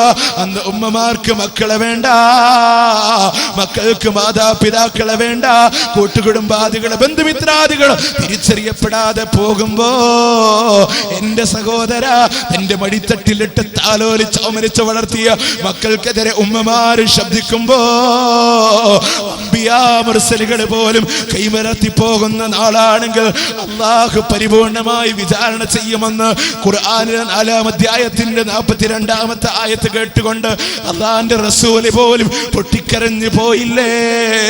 അങ്ങനെ വിചാരണ നാളും കഴിഞ്ഞുകൊണ്ട് അല്ലാഹുവിന്റെ അടുക്കലേക്ക് മടക്കപ്പെടുമ്പോ അവിടെ നിന്ന് നരകത്തിലേക്ക് മനുഷ്യനെ എറിയപ്പെടുമ്പോ അത് സഹിക്കാൻ കഴിയുമോ? ഏറ്റവും നിസ്സാരമായ ശിക്ഷ അവരുടെ കാൽപാദത്തിനടിയിൽ ഒരു തീക്കനൽ വെച്ചാൽ അവരുടെ തലച്ചോറ് പോലും തിളച്ച് രക്തമറിയുന്നത് ഏറ്റവും ലളിതമായ ശിക്ഷയാണെങ്കിൽ സഹിക്കാൻ കഴിയുമോ മുത്തു മുസൽമാരെ? കുടൽമാല പുറത്ത് ചാടി കഴുത ആസുകലനെ വട്ടം ചുറ്റുന്ന പോലെ നട്ടം തിരിയുന്നവരും അവിടെ കാഴ്ചയായി പോകുമ്പോ എന്റെ ശബ്ദം ശ്രവിക്കുന്ന മുസ്ലിയാക്കന്മാരെ സ്നേഹത്തോടു കൂടെ പറയട്ടെ, അല്ലാഹുവിന്റെ ആയത്ത് വിറ്റുകൊണ്ട് ഭക്ഷണം കഴിക്കുകയാണോ? ഉലൈക മയകുലൂന ഫീ ബുതൂനിഹിം മില്ലന്നാർ, അവരുടെ വയറുകളിൽ അവർ തീയല്ലാതെ നടക്കുന്നില്ല. അല്ലാഹുവിന്റെ അടുക്കൽ രക്ഷപ്പെടില്ല. അവരോട് അല്ലാഹു സംസാരിക്കില്ല, അവരെ അല്ലാഹു സംസ്കരിക്കില്ല. അവർക്ക് വേദനാജനകമായ ശിക്ഷയുണ്ട്. വയൽ അനുഹുമില്ല ഇനോൻ, ശപിക്കുന്നവരെ മുഴുവനും അവർ ശപിച്ചുകൊണ്ടിരിക്കും. അതുകൊണ്ട് എൻ്റെ സഹോദരന്മാരോട് പരലോകത്തിന് വേണ്ടി പ്രവർത്തിക്കാൻ, അല്ലാഹുവോട് മാത്രം ദുആ ചെയ്താൽ ഒരിക്കലും നിങ്ങൾക്ക് നഷ്ടപ്പെടാനില്ല. അല്ലാഹു അല്ലാത്തവരോട് പ്രാർത്ഥിച്ചാൽ നിങ്ങൾക്ക് നഷ്ടമുണ്ടാകും എന്നുള്ളത് കൊണ്ടാണ്. അതുകൊണ്ട് കൃത്യമായിട്ട് പ്രമാണങ്ങളെ വെച്ച് പഠിക്കാൻ നിങ്ങൾ തയ്യാറാകണമേ എന്ന് ഒരിക്കൽ കൂടി ഉണർത്തിക്കൊണ്ട് എല്ലാം കാര്യങ്ങളും നമ്മുടെ കഴിവിന്റെ പരമാവധി നിങ്ങളോട് പലതും സൂചിപ്പിച്ചിട്ടുണ്ട്. നിങ്ങൾ സ്വീകരിക്കണം. അല്ലാഹുമ്മ അൻത ഷാഹിദ്, അല്ലാഹുമ്മ അൻത ഷാഹിദ്, അല്ലാഹുവേ നീ സാക്ഷിയാണ് റബ്ബേ. ഈ പ്രദേശത്തിന്റെ ആളുകൾക്കിതാ നിന്റെ തൗഹീദിന്റെ ശബ്ദം ഞങ്ങളാൽ കഴിയുന്ന രീതിയിലൂടെ ഞങ്ങൾ എത്തിച്ചു കൊടുത്തിരിക്കുന്ന റബ്ബേ. നിങ്ങൾക്ക് ഇഷ്ടമുണ്ടെങ്കിൽ സ്വീകരിക്കാം, അല്ലേ നിങ്ങൾക്ക് തള്ളിക്കളയാം. ലാ ഇക്റാഹ ഫിദ്ദീൻ കതബയ്യന റുശ്ദു മിനൽ ഗയ്യ്, മതത്തിൽ ഒരിക്കലും ബലാത്കാരമില്ല. സത്യമിതാ സത്യമിതാ നിങ്ങൾക്ക് മുമ്പിൽ വ്യക്തമാണ്. ഞങ്ങൾ നിങ്ങളെ ക്ഷണിക്കുന്ന സ്വർഗത്തിലേക്കാണ്. ആ പാതയിലേക്ക് നിങ്ങൾക്ക് ഇഷ്ടമുണ്ടെങ്കിൽ നിങ്ങൾക്ക് സ്വീകരിക്കാം, അല്ലെ നിങ്ങൾക്ക് തള്ളിക്കളയാം എന്ന് മാത്രം നിങ്ങളോട് സൂചിപ്പിച്ചുകൊണ്ട് നിങ്ങളുടെ എല്ലാവരുടെയും പ്രാർത്ഥനയിൽ എന്നെ കൂടെ ഉൾപ്പെടുത്തണമേ എന്ന വസിയത്തോടുകൂടെ അല്ലാഹുമ്മ റബ്ബനാ ആതിനാ ഫിദ്ദുനിയാ ഹസന വഫിൽ ആഖിറതി ഹസനതൻ വഖിനാ അദാബന്നാർ റബ്ബനാ തഖബ്ബൽ മിന്നാ ഇന്നക അൻത السميع العليم وتب علينا إنك أنت التواب الرحيم آمين برحمتك يا أرحم الراحمين. السلام عليكم ورحمة الله وبركاته.